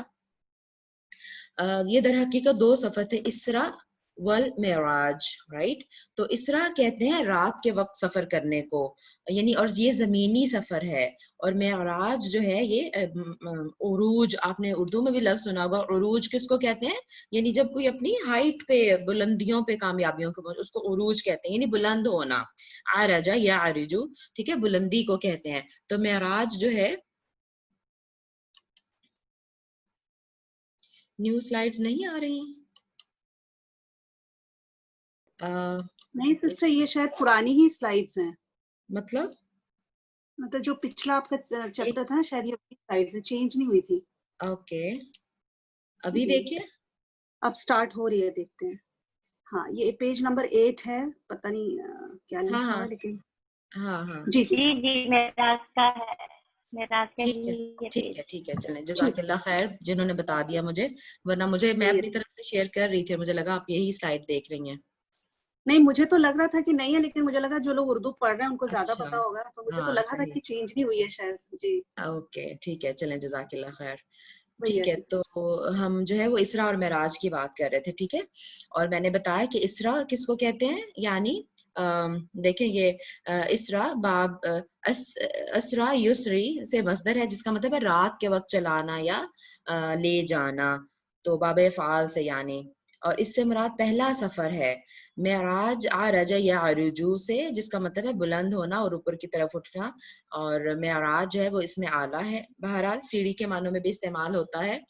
اور سورۃ الاسراء اور سورۃ النجم میں اس کا ذکر آیا ہے، اس معراج کے واقعے کا 2 جگہ.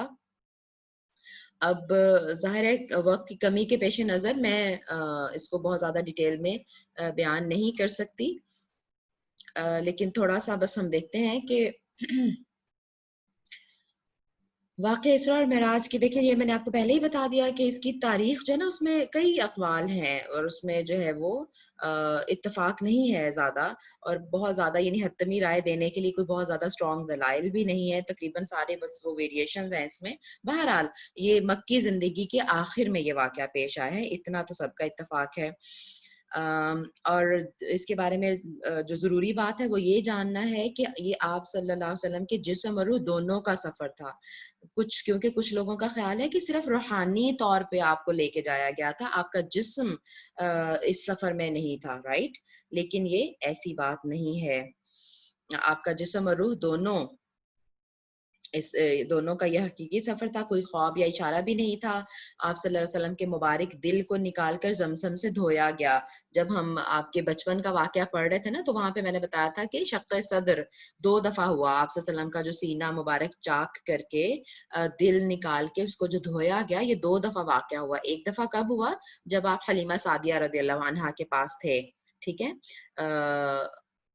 تقریباً 4-5 سال کی عمر میں. اور دوسری دفعہ یہ جو ہے معراج پہ جانے سے پہلے کا واقعہ ہے، ٹھیک ہے. 2 دفعہ یہ ہوا کہ آپ کے دل کو نکال کر زمزم کے پانی سے دھویا گیا اور اس کو ایمان اور حکمت سے بھر دیا گیا. یہ دوسرا شق صدر تھا، ٹھیک ہے. اور پھر مکہ سے براق نامی وہ تھی سواری، جس پر آپ کو سوار کر کے بیت المقدس تک لے جایا گیا. وہاں آپ صلی اللہ علیہ وسلم نے انبیاء علیہ السلام کی امامت فرمائی. پھر آسمان دنیا تک لے جایا گیا اور آپ صلی اللہ علیہ وسلم نے 7 آسمانوں میں 8 انبیاء سے ملاقات کی. ٹھیک ہے. تو یعنی کیا ہوا کہ سب سے پہلے آپ صلی اللہ علیہ وسلم کو یعنی آپ کا دل مبارک دھویا گیا زمزم سے. یہ شق صدر کا دوسرا واقعہ ہے. آپ کو براق پہ سوار کرا کے مکہ سے مسجد اقصی بیت المقدس تک لے جایا گیا. وہاں مسجد اقصی میں آپ نے سارے انبیاء کی امامت کرائی. اب یہ سارے انبیاء کہاں سے آ گئے؟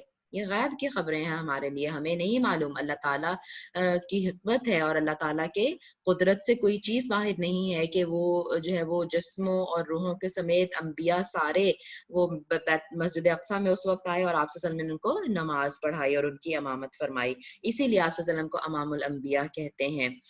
اور پھر اس واقعے کے بعد آپ صلی اللہ علیہ وسلم کو اوپر آسمانوں کی طرف لے جایا گیا. تو سب سے پہلے یعنی آسمان دنیا، رائٹ. تو اس میں پھر کہاں کہاں ایک ایک نبی سے ایک ایک کا اس پہ ملاقات ہوئی. جی، سب سے پہلے آسمان پر حضرت آدم علیہ السلام سے. دیکھیے انہوں نے ایک وہ اس کا کلیکٹیو نیم دیا ہوا ہے ایاہما، یعنی وہ نام یاد رکھنے کا کہ کس آسمان پر کس سے ملاقات ہوئی. تو سب سے پہلے آسمان پر حضرت آدم علیہ السلام سے ملاقات ہوئی. پھر دوسرے پر حضرت یحییٰ بن زکریا اور حضرت عیسیٰ بن مریم علیہ السلام سے ملاقات ہوئی. تیسرے آسمان پر حضرت یوسف سے. چوتھے پر حضرت ادریس سے. پھر حضرت ہارون سے. پھر حضرت موسیٰ سے چھٹے آسمان پر. اور 7ویں آسمان پر حضرت ابراہیم علیہ السلام سے ملاقات ہوئی آپ صلی اللہ علیہ وسلم کی. اور سلام گریٹنگز کا تبادلہ ہوا، رائٹ. اور یہ ایاہما انہوں نے ایک کلیکٹیو نیم اس کو دیا ہوا ہے، آپ دیکھ سکتے ہیں اسکرین پہ یاد رکھنے کے لیے. اچھا، اس کے بعد آپ صلی اللہ علیہ وسلم کو سدرۃ المنتہا اور بیت المعمور دکھایا گیا. سدرۃ المنتہا یعنی وہ ایک بیری کا درخت تھا، یعنی لیکن وہ ظاہر ہے جس طرح کہ ہم یہاں پہ بیری کا درخت دیکھتے ہیں اس طرح اس کو نہیں ہم امیجن کر سکتے. وہ 7ویں آسمان پہ بیری کا درخت، اور وہ اس کی یعنی خوبصورتی اور اس کا سائز وہ سب کچھ احادیث میں مینشنڈ ہے، وہ آپ کو دکھایا گیا. اور بیت المعمور جو ہے جہاں پہ کعبہ، دنیا میں کعبہ اللہ جو ہے اللہ کا گھر، بالکل اسی پوائنٹ پر اوپر آسمانوں پہ 7ویں آسمان پر ایک اور بیت اللہ ہے. یہاں دنیا کے جو بیت اللہ ہے وہاں پہ ہر وقت انسان طواف کرتے ہیں اللہ کے گھر کا، اور جو 7ویں آسمان پہ بیت المعمور ہے وہاں پہ ہر وقت فرشتے طواف کرتے ہیں اللہ کے اس گھر کا. ٹھیک ہے. اور اتنے فرشتے ہیں کہ جو ایک دفعہ طواف کر لیتا ہے اس کی قیامت تک دوسری دفعہ باری نہیں آتی. سبحان اللہ، فرشتوں کی تعداد ان لمیٹڈ ہے، ہمیں اس کا نہیں پتا.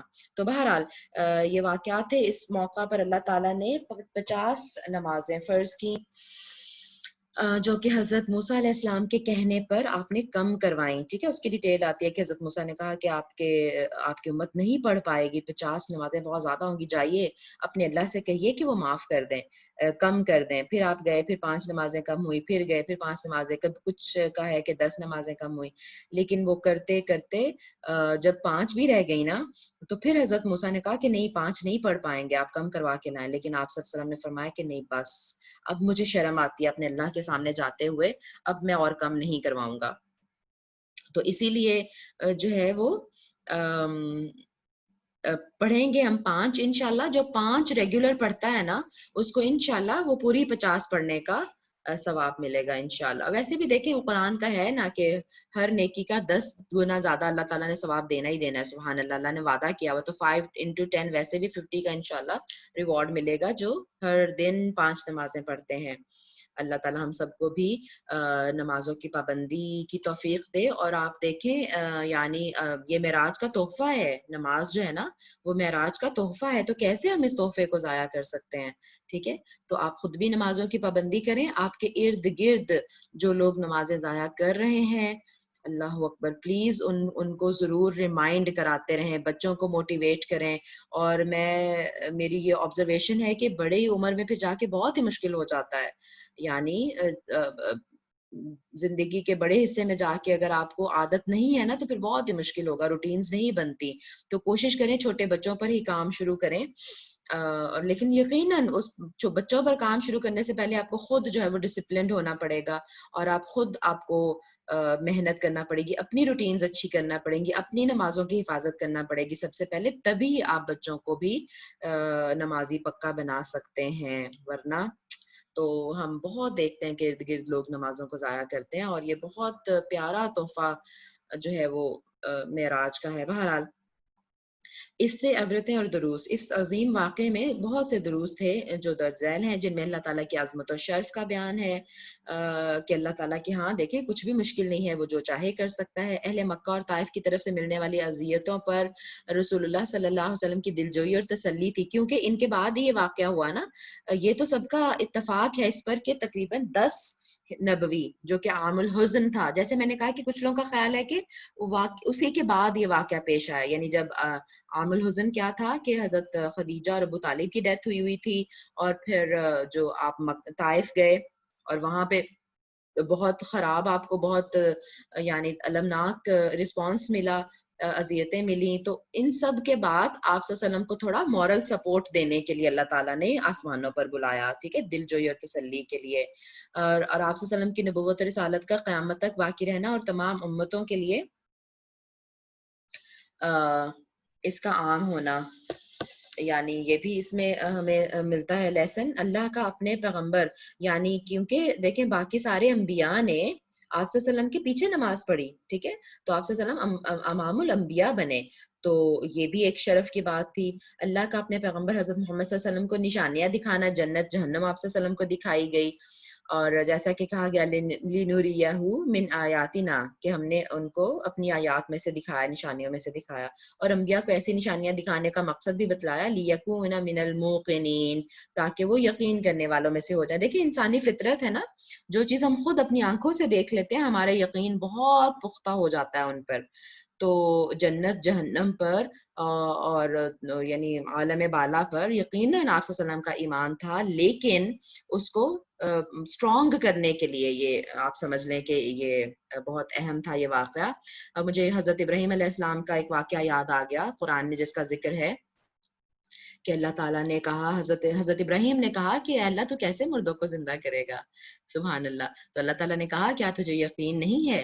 तो हज़रत इब्राहीम ने कहा कि हाँ क्यों नहीं, लेकिन अपने दिल के इत्मीनान के लिए पूछ रहा हूँ। तो फिर वो जो वाक़या आता है कि हज़रत इब्राहीम अलैहिस्सलाम ने कहा कि 4 परिंदे लो और उनको अपने से मानूस कर लो, और उनको जो है उनके मतलब उनको ज़िबा करके उनके टुकड़े रखो, और वो बुलाओ उनको, तुम्हारी तरफ दौड़ते आएंगे। तो सुभान अल्लाह, हज़रत इब्राहीम ने फिर अपनी आंखों से उसको देख लिया, ठीक है। तो ये भी था कि अल्लाह ताला ने आप सल्लम को अपनी आंखों से वो निशानियां दिखानी थी जो गैब की हमारे लिए हैं, उनके यकीन में इजाफे के लिए। दूसरे मौजू की तरफ जल्दी से चलते हैं। अब देखें, अब ये कहाँ तक पहुंच गए हम, 13 नबवी तक हमने सफर देख लिया है ना। मक्का के 13 साल मुकम्मल हो गए, और जो दूसरी बैत उक़बा हुई थी वो 13वें साल में ही हुई थी। अब 13वें साल के बाद, और हज के महीने में हुई थी, जुल्हिज्जा में, ठीक है, जो कि आखिरी महीना होता है। माइक किसी का ऑन हो गया है, प्लीज अपना माइक बंद कर दें जी। अच्छा, तो जी, तो मैं ये बात कर रही थी कि 13 साल पूरे हो गए मक्का के, ठीक है। और अगला साल कौन सा, जो जुल्हिज्जा के बाद मुहर्रम का महीना आता है ना, यानी 14वां साल शुरू हुआ है, ये नबूवत का 14वां साल है, 14th ईयर, ठीक है। लेकिन इसी साल शुरू में ही हिजरत हो गई, तो इसलिए फिर इसको फर्स्ट हिजरी कहा जाता है। ہجرت کا پہلا سال کہا جاتا ہے، ٹھیک ہے، پورے 13 سال مکہ کے کر کے تو اگلا جو محرم میں آپ صلی اللہ علیہ وسلم نے محرم جب شروع ہوا تو پھر وہ ہجرت کا سلسلہ شروع ہو گیا، ٹھیک ہے، تو اس لیے وہ پہلا سال ہے۔ بیعت عقبہ ثانیہ نے مسلمانوں کے لیے مدینہ کی راہ ہموار کر دی، میں نے آپ کو پہلے ہی بتا دیا، وہاں ہجرت کر کے امن و امان کی زندگی اب وہ گزار سکتے تھے۔ 2 قبیلے تھے، اوس اور خزرج، ٹھیک ہے، اوس اور خزرج یہ جو 2 قبیلے تھے، ان کی وجہ سے اسلام ہر گھر میں داخل ہو چکا تھا۔ جب مشرکین مکہ کے مظالم کسی صورت رک نہیں رہے تھے تو اب مسلمان موقع ملتے ہی ہجرت کرنے لگے، ٹھیک ہے، یعنی محرم میں اگلا سال شروع ہوتے ہی 14واں جو سال تھا نبوت کا وہ شروع ہوتے ہی آپ بیچز میں مسلمان ہجرت کرنے لگے مدینہ کی طرف۔ تو سب سے پہلے ابو سلمہ رضی اللہ عنہ نے ہجرت کی، مشرکین نے ان کے بیوی بچے ان کے ساتھ جانے نہیں دیے، وہ اکیلے مدینہ پہنچے۔ پھر حضرت صہیب رومی رضی اللہ عنہ، پھر حضرت عمر رضی اللہ عنہ اور دیگر کئی مسلمان بھی موقع ملتے ہی ہجرت کرتے جاتے۔ اللہ کے رسول صلی اللہ علیہ وسلم اللہ کی طرف سے اجازت کے انتظار میں تھے کہ اسپیشلی آپ صلی اللہ علیہ وسلم کو اللہ تعالیٰ اجازت دیں اور پھر آپ ہجرت کریں۔ تیسرا موضوع ہے کہ مشرکین مکہ کی حالت اور تشویش، قریش کا اجتماع، مشورہ اور نبی صلی اللہ علیہ وسلم کے قتل پر اتفاق۔ اللہ اکبر۔ مسلمانوں کی ہجرت کرنے سے، جیسے میں نے کہا کہ ٹھیک ہے ڈفرینٹ بیچز میں مسلمان ہجرت کرتے جا رہے تھے آہستہ آہستہ، تو ظاہر ہے کہ مشرکین تو پھر ان کی حالت بڑی عجیب ہو گئی کہ یہ کیا ہو رہا ہے، کیونکہ پہلے ہی وہ دیکھ چکے تھے کہ پہلے ایک ہجرت ہوئی حبشہ کی طرف، وہاں پہ مسلمان اچھے سے سیٹل ہو گئے، آرام سے رہنا شروع ہو گئے، تو ان کو تو یہ خدشہ ہوا کہ اگر اب آپ صلی اللہ علیہ وسلم بھی ہجرت کر گئے ٹھیک ہے سلامتی سے اور مدینہ میں قوت پکڑ گئے اور ان کی تعداد وہاں زیادہ ہو گئی، تو پھر ہمارا شام کی طرف تجارتی سفر مدینہ سے جو ہو کر گزرتا ہے وہ خطرے میں پڑ جائے گا۔ اور اسی خوف کے پیش نظر مشرکین مکہ سفر، یعنی دیکھیں محرم کا مہینہ جو نیا سال شروع ہوا تو محرم کا مہینہ تو کچھ بیچز چلے گئے نا، تو یہ سفر کا مہینہ شروع ہو گیا، دوسرا مہینہ، تو بس انہوں نے کہا نہیں نہیں اب تو ہمیں کچھ کرنا ہے، اور پھر 14 نبوت سفر میں دار الندوہ میں جمع ہوئے سارے مشرکین کے جو سردار تھے، اور مختلف مشوروں کے بعد کنسلٹ کرتے رہے کہ کیا کریں۔ ابو جہل کے کبھی مشورے پر سب نے اتفاق کیا کہ اللہ کے رسول صلی اللہ علیہ وسلم کو قتل کر دیا جائے، ٹھیک ہے، اس سے پہلے یعنی اس کا جو ہے نا ذکر ہمیں ملتا ہے سورہ انفال میں کہ انہوں نے کبھی سوچ رہے تھے کہ قید کر دیں آپ کو کہیں، کبھی سوچ رہے تھے کہ جلا وطن کر دیں، لیکن پھر فائنلی ابو جہل کے مشورے اس پہ یہ طے پایا کہ قتل کر دیا جائے، نعوذ باللہ ثم نعوذ باللہ۔ اور پھر اس نے کہا کہ ہر قبیلے کا ایک ایک فرد اس قتل میں شامل ہو تاکہ جو ہے وہ کسی سے قصاص نہ لے سکیں، ہے نا، یعنی قصاص بھی نہ لیں کسی ایک قبیلے سے، اور نہ ہی سب سے جنگ مول لینے کی بنی عبد مناف میں یعنی بنی ہاشم میں کسی کی استطاعت نہ ہو، یعنی کوئی بدلہ بھی نہ ہم سے لے سکے، یہ بھی اس نے پلان کیا۔ چوتھا موضوع ہے نبی کریم صلی اللہ علیہ وسلم کو وحی کے ذریعے ہجرت کی اجازت دے دی گئی، جیسے میں نے کہا کہ آپ صلی اللہ علیہ وسلم ہجرت کا خود، باقی تو مسلمان ہجرت کر رہے تھے لیکن آپ صلی اللہ علیہ وسلم اجازت کے انتظار میں تھے۔ تو پھر فائنلی محرم سفر کے بعد ربیع الاول، ٹھیک ہے، محرم سفر ربیع الاول کا جو مہینہ آیا اس میں آپ صلی اللہ علیہ وسلم کو اجازت دے دی گئی، وحی آ گئی، اللہ تعالیٰ نے وحی نازل فرمائی، ٹھیک ہے۔ تو پھر آپ نے حضرت ابو بکر صدیق رضی اللہ عنہ کو رفیق سفر چنا، ٹھیک ہے، ظاہر ہے کوئی ساتھ تو آپ کے ہوگا نا، بالکل تن تنہا تو ہجرت نہیں کر سکتے تھے، اور حضرت ابو بکر بھی اسی انتظار میں تھے کہ وہ آپ صلی اللہ علیہ وسلم کے ساتھ ہجرت کریں، ٹھیک ہے۔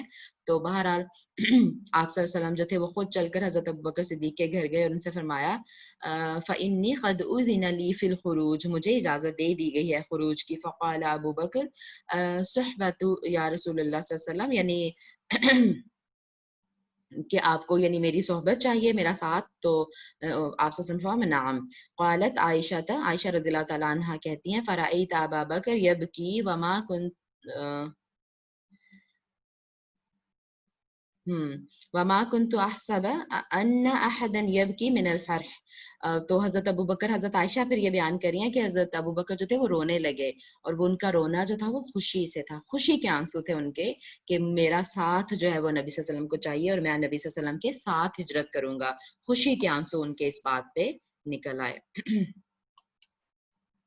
اچھا، تو پھر بہرحال کیسے وہ پلان ہوا، رات کو رسول اللہ صلی اللہ علیہ وسلم نے ہجرت کے لیے نکلنا تھا، اور آپ صلی اللہ علیہ وسلم کے قتل کے ارادے سے آپ کے مکان کا اسی رات میں گھیراؤ کر لیا مشرکین نے۔ ایک منٹ،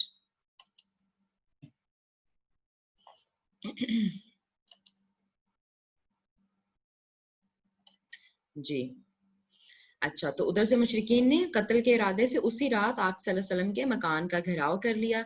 सन 14 नबुवत सफर की 27वीं रात, सॉरी मैंने रबीउल अव्वल का जिक्र कर दिया था, लेकिन सफर के एंड पर ही 27वीं सफर को यानी सफर की 27वीं रात थी जब आप वसल्लम ने हिजरत की तैयारी की, ठीक है। और सूरह अनफाल की, जैसे मैंने आपसे कहा ना कि आयत नंबर 30 में इसका जिक्र आया है कि वो प्लान कर रहे थे कि आप वसल्लम को कत्ल कर दें या कैद कर दें या घर से निकाल दें, ठीक है। और वो भी प्लान कर रहे थे और उधर से अल्लाह ताला भी अपनी तदाबीर कर रहा था।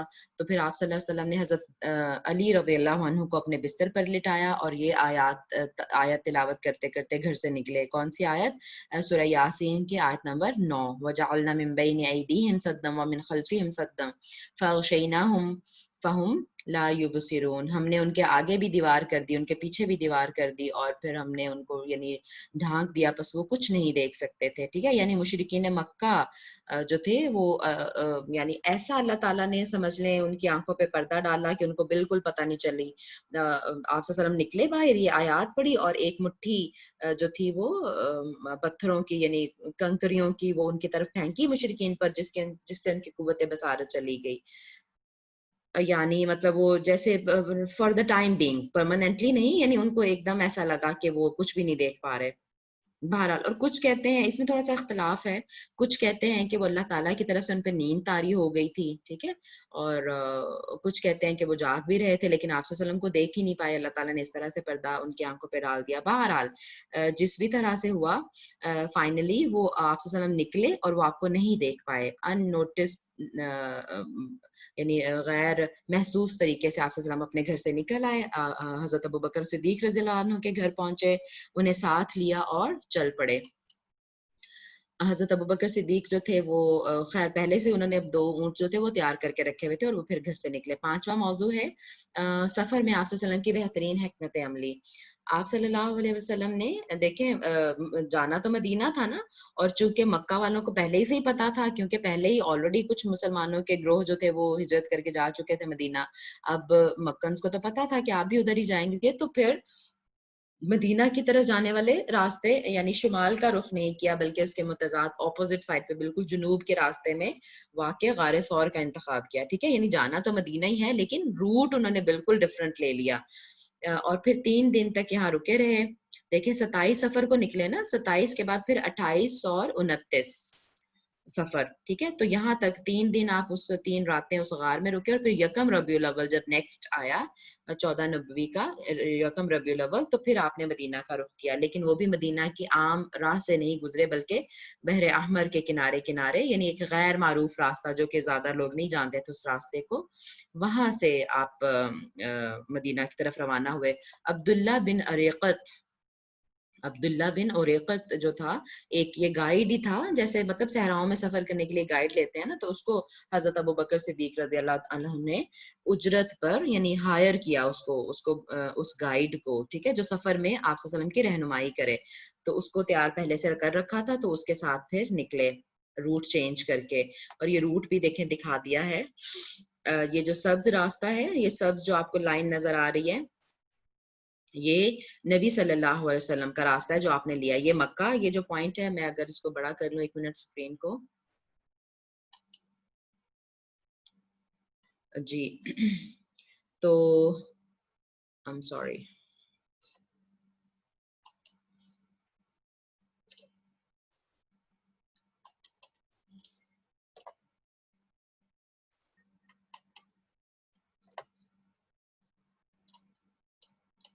जी शायद अब थोड़ा सा बेहतर आपको नजर आ रहा हो कि देखें ये जो है, ये येलो छोटा सा जो डॉट है, ये मक्का है, ठीक है। और मक्का से मदीना जाना है, मदीना ऊपर की तरफ है, तो ऊपर जाना है तो ये जो रेड लाइन है, सुर्ख लाइन, ये नॉर्मल रास्ता है, ठीक है। मक्का से ऊपर की तरफ यानी जाने का ये रास्ता नॉर्मल है। तो मक्का से निकल के इधर को जाना था, लेकिन आप मक्का से निकल के देखें नीचे की तरफ आए हैं, बिल्कुल ऑपोजिट साइड पे। तो नीचे की तरफ आया, ये स्टार सा जो बना हुआ नजर आ रहा होगा आपको, ये जबले सौर है, जहां पे आपने 3 रातें क़याम किया, ठीक है।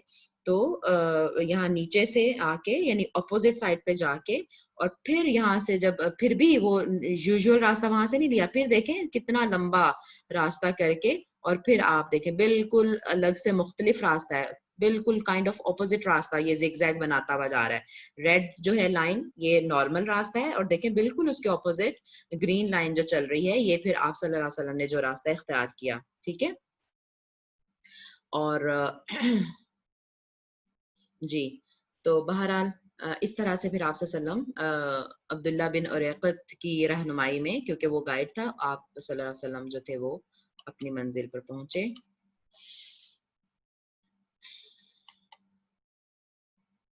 جی نیکسٹ ہمارا ٹاپک ہے کہ قریش نے جب دیکھا صبح کے وقت, اگلے صبح, ٹھیک ہے, پوری رات تو وہ انتظار ہی کرتے رہے کہ یعنی صبح, کیونکہ ان کو یہی تھا کہ محمد صلی اللہ علیہ وسلم صبح فجر کے لیے نکلیں گے تو ہم حملہ کریں گے, لیکن وہ نہیں نکلے. تو پھر وہ خود اندر داخل ہوئے مکان کے, آپ صلی اللہ علیہ وسلم کے گھر کے اندر داخل ہوئے, وہاں پہ حضرت علی کو پایا بستر پر, تو ان پر ظلم کیا, ان کو بہت غصہ آیا یقیناً. دیکھیں آپ خود سوچیں, پوری رات جو ہے وہ باہر کھڑے رہے ہیں انتظار میں, لیکن وہ ناکام ہو گئے. اور ان کو پتا چلا کہ حضرت علی رضی اللہ عنہ سے پوچھا کہ کہاں ہے نبی صلی اللہ علیہ وسلم, رسول اللہ محمد کہاں ہیں صلی اللہ علیہ وسلم, مگر انہوں نے بتایا کہ ان کو کچھ معلوم نہیں. پھر ابو جہل ابو بکر رضی اللہ عنہ کے گھر پہنچا, ٹھیک ہے, کیونکہ ان کو یہ تو پتا تھا کہ وہ بہت پکے دوست ہیں, ٹھیک ہے, تو اس کو یہی ہوا کہ آپ صلی اللہ علیہ وسلم ان کو یعنی ویسے ہی اس کو مطلب ڈاؤٹ ہوا کہ میں ان کو جا کے چیک کروں, تو دیکھا تو وہ بھی گھر پہ نہیں تھے. حضرت ابو بکر کے گھر پہنچے, اور اسماء بنت ابو بکر, اسماء جو تھی وہ حضرت عائشہ رضی اللہ عنہا کی بڑی بہن تھی, ٹھیک ہے, تو اسماء بنت ابو بکر پر بھی ظلم کیا. جب انہوں نے نہیں بتایا نا کہ ان کے والد کہاں ہیں, تو ان کو بھی مارا, استغفر اللہ. بہرحال انہوں نے بالآخر انہوں نے آپ صلی اللہ علیہ وسلم پر 100 اونٹوں کا انعام مقرر کر دیا. کئی ایک لوگ انعام کی لالچ میں آ کے آپ صلی اللہ علیہ وسلم کی تلاش میں کھڑے ہوئے. انہوں نے کہا کہ زندہ یا مردہ جو بھی محمد صلی اللہ علیہ وسلم کو واپس لے کے آئے گا, ٹھیک ہے, اس کو 100 سرخ اونٹوں کا انعام دیا جائے گا, جو کہ بہت بڑا انعام تھا. اچھا, جیسے اب بہت سارے لوگ ظاہر ہے آپ کے پیچھے چل پڑے, یعنی تلاش میں چل پڑے, ٹھیک ہے, ابو جہل خود بھی تھا ان میں.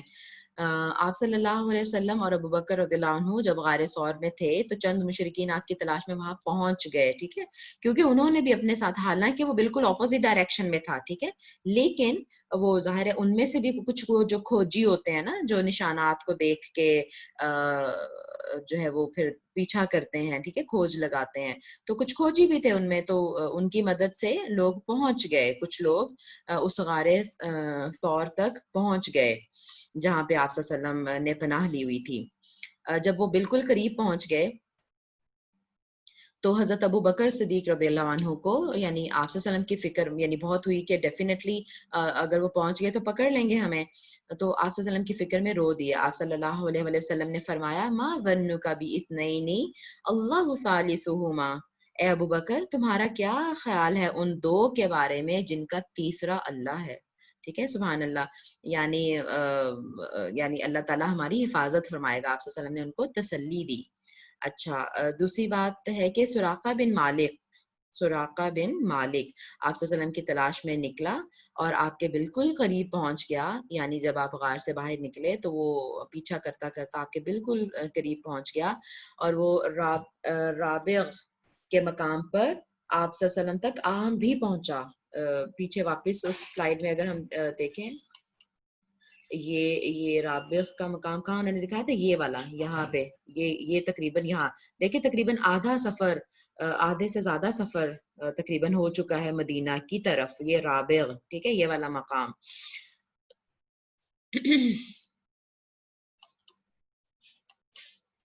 تو رابغ کے مقام پر وہ آپ صلی اللہ علیہ وسلم کے بالکل قریب پہنچ گیا, لیکن اور وہ دیکھ بھی رہا تھا اتنا پاس کہ آپ صلی اللہ علیہ وسلم اور وہ بات بھی کر سکیں, ٹھیک ہے, اتنا پاس پہنچ گیا, لیکن اس کا گھوڑا پھسلا, وہ لیکن پھر بھی وہ باز نہیں آیا, اور اس کے پھر گھوڑے کے پاؤں جو تھے نا وہ زمین میں ریت میں دھنس گئے کہ وہ بالکل آگے چل ہی نہیں پا رہا تھا, اور پھر وہ تیر چلانے لگا تو تیر بھی نہ چلا سکا.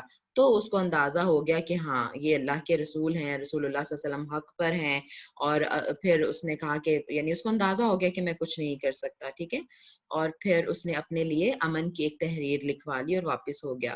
یہاں پہ شاید ہاں یہاں پہ ذکر کروں کہ پھر اسی موقع پر آپ صلی اللہ علیہ وسلم نے وہ بشارت بھی اس کو دی کہ سراقہ کو किसरा के जो है ना वो कंगन पहनाए जाएंगे। ये किसरा के कंगन पहनेगा, जो उस वक्त की रोमन एम्पायर थी।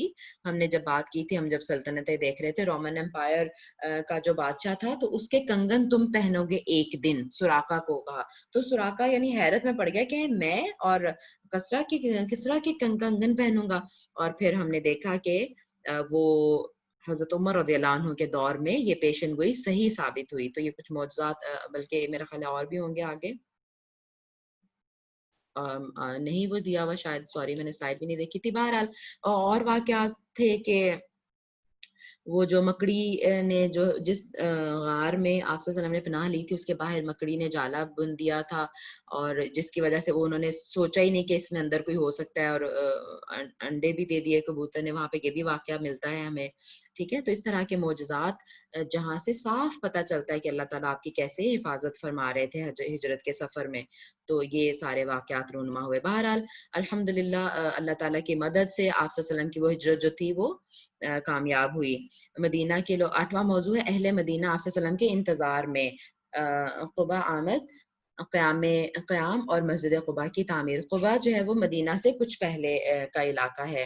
मदीना के लोग जो कि आप सल्लल्लाहु अलैहि वसल्लम की आमद की खबर सुन चुके थे, यानी उनको पता था कि आप सल्लल्लाहु अलैहि वसल्लम रवाना हो चुके हैं, वो रोजाना रास्ते में बैठ जाते और शिद्दत से आप सल्लल्लाहु अलैहि वसल्लम का इंतजार करते।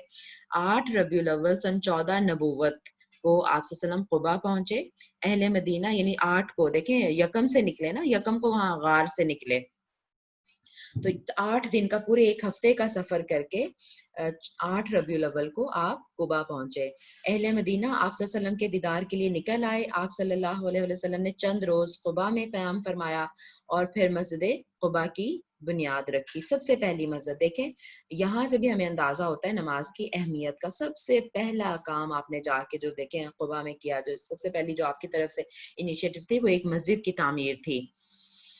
बहरहाल फिर कुछ दिन बाद जुमा के रोज वहां से मदीना मुनव्वरा जाने के लिए आप सल्लल्लाहु अलैहि वसल्लम निकले। आपने अपने ननिहाल, जैसे मैंने आपको पहले भी बताया था ना, जब हम हज़रत आमना के बारे में पढ़ रहे थे कि उनका मैका था यहाँ पे मदीना के रास्ते में, ठीक है। तो बनु नज्जार की मायत में जो उनके ननिहाल का जो कबीला था, बनु नज्जार आप सल्लल्लाहु अलैहि वसल्लम के, उनके साथ आप सल्लल्लाहु अलैहि वसल्लम मदीना दाखिल हुए। बनु सालिम बिन औफ में पहुंचे, यानी वो देखिए बनु सालिम यानी जो कबाइल के नाम होते हैं उन्हीं से वो जगह की भी वो पहचान करते हैं। तो जब वहां पहुंचे, जुमे की नमाज का वक्त हो गया, आप सल्लल्लाहु अलैहि वसल्लम ने 100 लोगों की मायत में जुमा पढ़ा, जहां आज मस्जिद जुमा वाक़े है, ठीक है।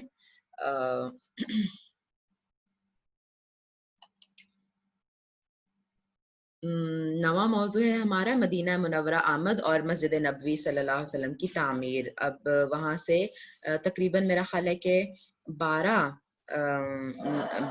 रबीउल अव्वल को 4 दिन के बाद आप सल्लल्लाहु अलैहि वसल्लम मदीना में दाखिल हुए, ठीक है। और आप सल्लल्लाहु अलैहि वसल्लम की ऊंटनी अल्लाह के हुक्म से बनी नज्जार के मोहल्ले में रुकी, क्योंकि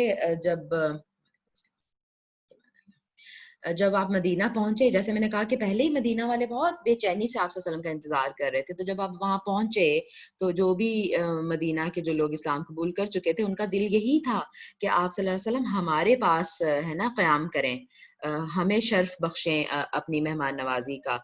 लेकिन आप सल्लल्लाहु अलैहि वसल्लम ने कहा कि ये मेरी ऊंटनी जहां बैठेगी वहीं मैं क़याम करूंगा, ठीक है। यानी आपने अल्लाह पे छोड़ दिया, क्योंकि ऊंटनी जो थी वो ज़ाहिर है अल्लाह के हुक्म से बैठेगी। तो और देखिए कितनी हिकमत थी, मतलब जब मैं सोचती हूँ इसको, तो मैं सोचती हूँ कि देखिए आप सल्लल्लाहु अलैहि वसल्लम खुद किसी का इंतखाब करते तो शायद बाकी लोगों के दिलों में आता है कि अच्छा पता नहीं उसको क्यों इम्पोर्टेंस दी, कुछ इस तरह का इंसान होने के नाते ख्याल आ सकता है। तो आप सल्लल्लाहु अलैहि वसल्लम ने बड़ी हिकमत से कहा कि ठीक है, मैं वहीं पे क़याम करूंगा जहां मेरी ऊंटनी बैठे, कि इसको छोड़ दो। आपने उसकी नकेल छोड़ दी, बिल्कुल उसको फ्री कर दिया। तो फिर वो चलती गई और जाके अबू अय्यूब अंसारी रज़ियल्लाहु अन्हु के घर के सामने रुकी, ठीक है, जो बनी नज्जार के मोहल्ले में था। फिर आप सल्लल्लाहु अलैहि वसल्लम ने वहीं पे उनके घर के आराम फरमाया। जिस जगह आपकी ऊँटनी बैठी थी, वहां पे आप सल्लल्लाहु अलैहि वसल्लम ने मस्जिद की तामीर के लिए वो जगह आपने मुंतखब की, ठीक है। वो एक खुला ज़ाहिर है ओपन एरिया था, प्लॉट था खुला, खाली प्लॉट, जहाँ पे वो बैठी।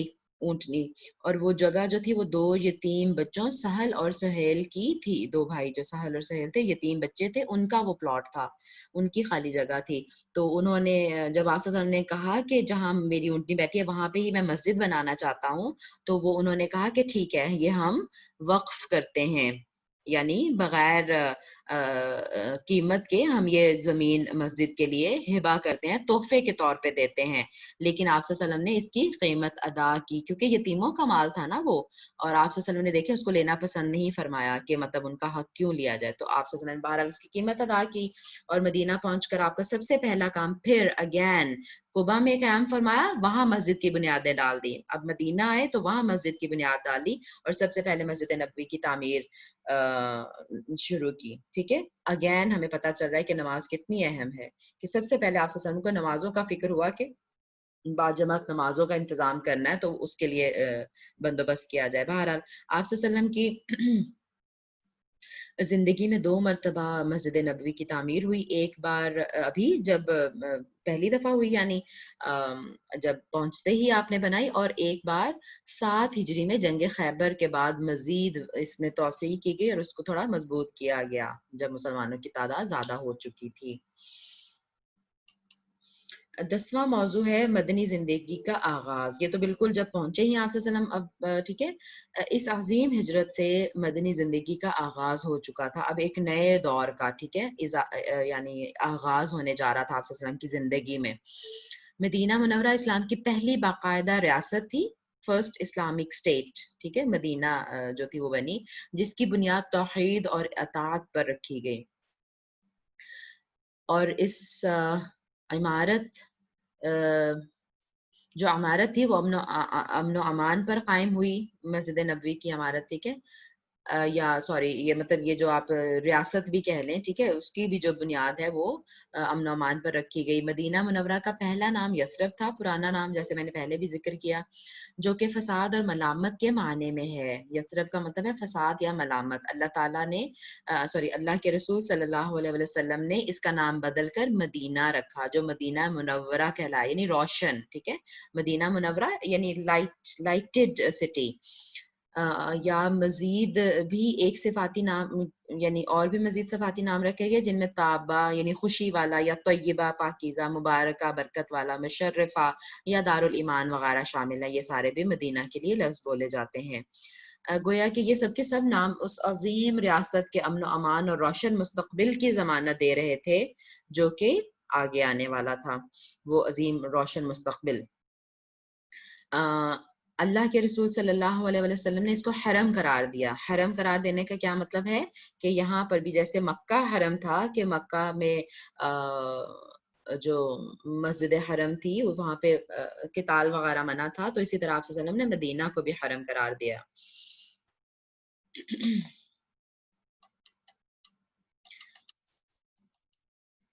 रसूलुल्लाह सल्लल्लाहु अलैहि वसल्लम ने फरमाया कि अल्लाहुम्मा इन्ना इब्राहीम हर्रम मक्कता व इन्नी हर्रमतु मा बैना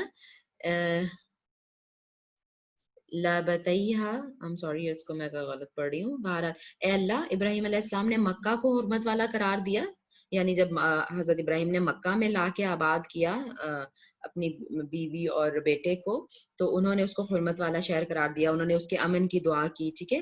तो आप सल्लल्लाहु अलैहि वसल्लम फरमा रहे हैं कि अल्लाह, इब्राहीम अलैहिस्सलाम ने मक्का को हुर्मत वाला शहर करार दिया था, और मैं इन 2 पथरीले मैदानों के दरमियान वाले इलाके यानी मदीना मुनव्वरा को हुर्मत वाला शहर करार देता हूँ। तो गोया इसको आप सल्लल्लाहु अलैहि वसल्लम ने हुर्मत वाला शहर करार दिया मदीना को।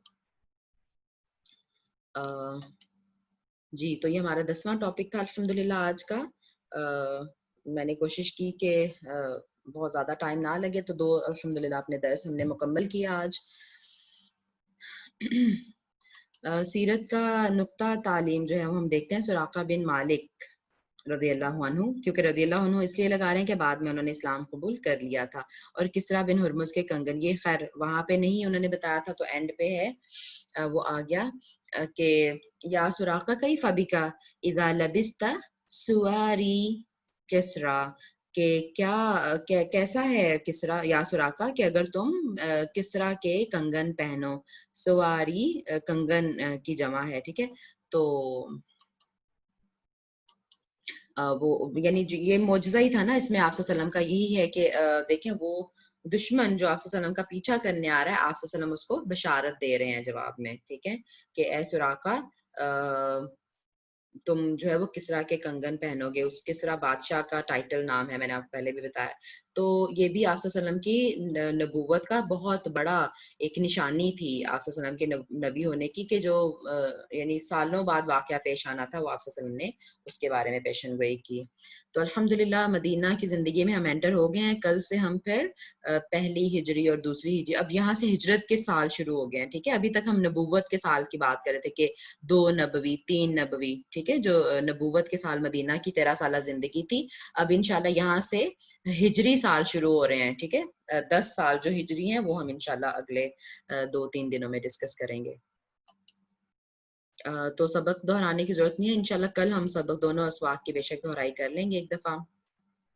اور یہ ریمائنڈر ہے کہ اجر و ثواب حاصل کرنے کا عظیم موقع ہے کہ آپ دوسروں کو اس پہ گائیڈ کریں, ٹھیک ہے, اور دوسروں کو یہ کروائیں انشاءاللہ. تو کفارہ مجلس کی دعا میں پڑھتی ہوں اور پھر اپنی ریکارڈنگ بند کرتی ہوں. ہمارا ڈسکشن سیشن رہے گا, اگر آپ لوگ پوچھنا چاہیں گے کچھ تو پھر ہم اس میں بات کر لیں گے. سبحانک اللہم و بحمدک اشہد ان لا الہ الا انت استغفرک و اتوب الیک. ربنا تقبل منا انك انت السميع العليم وتب علينا انك انت التواب الرحيم. آمين يا رب العالمين. السلام علیکم ورحمۃ اللہ وبرکاتہ.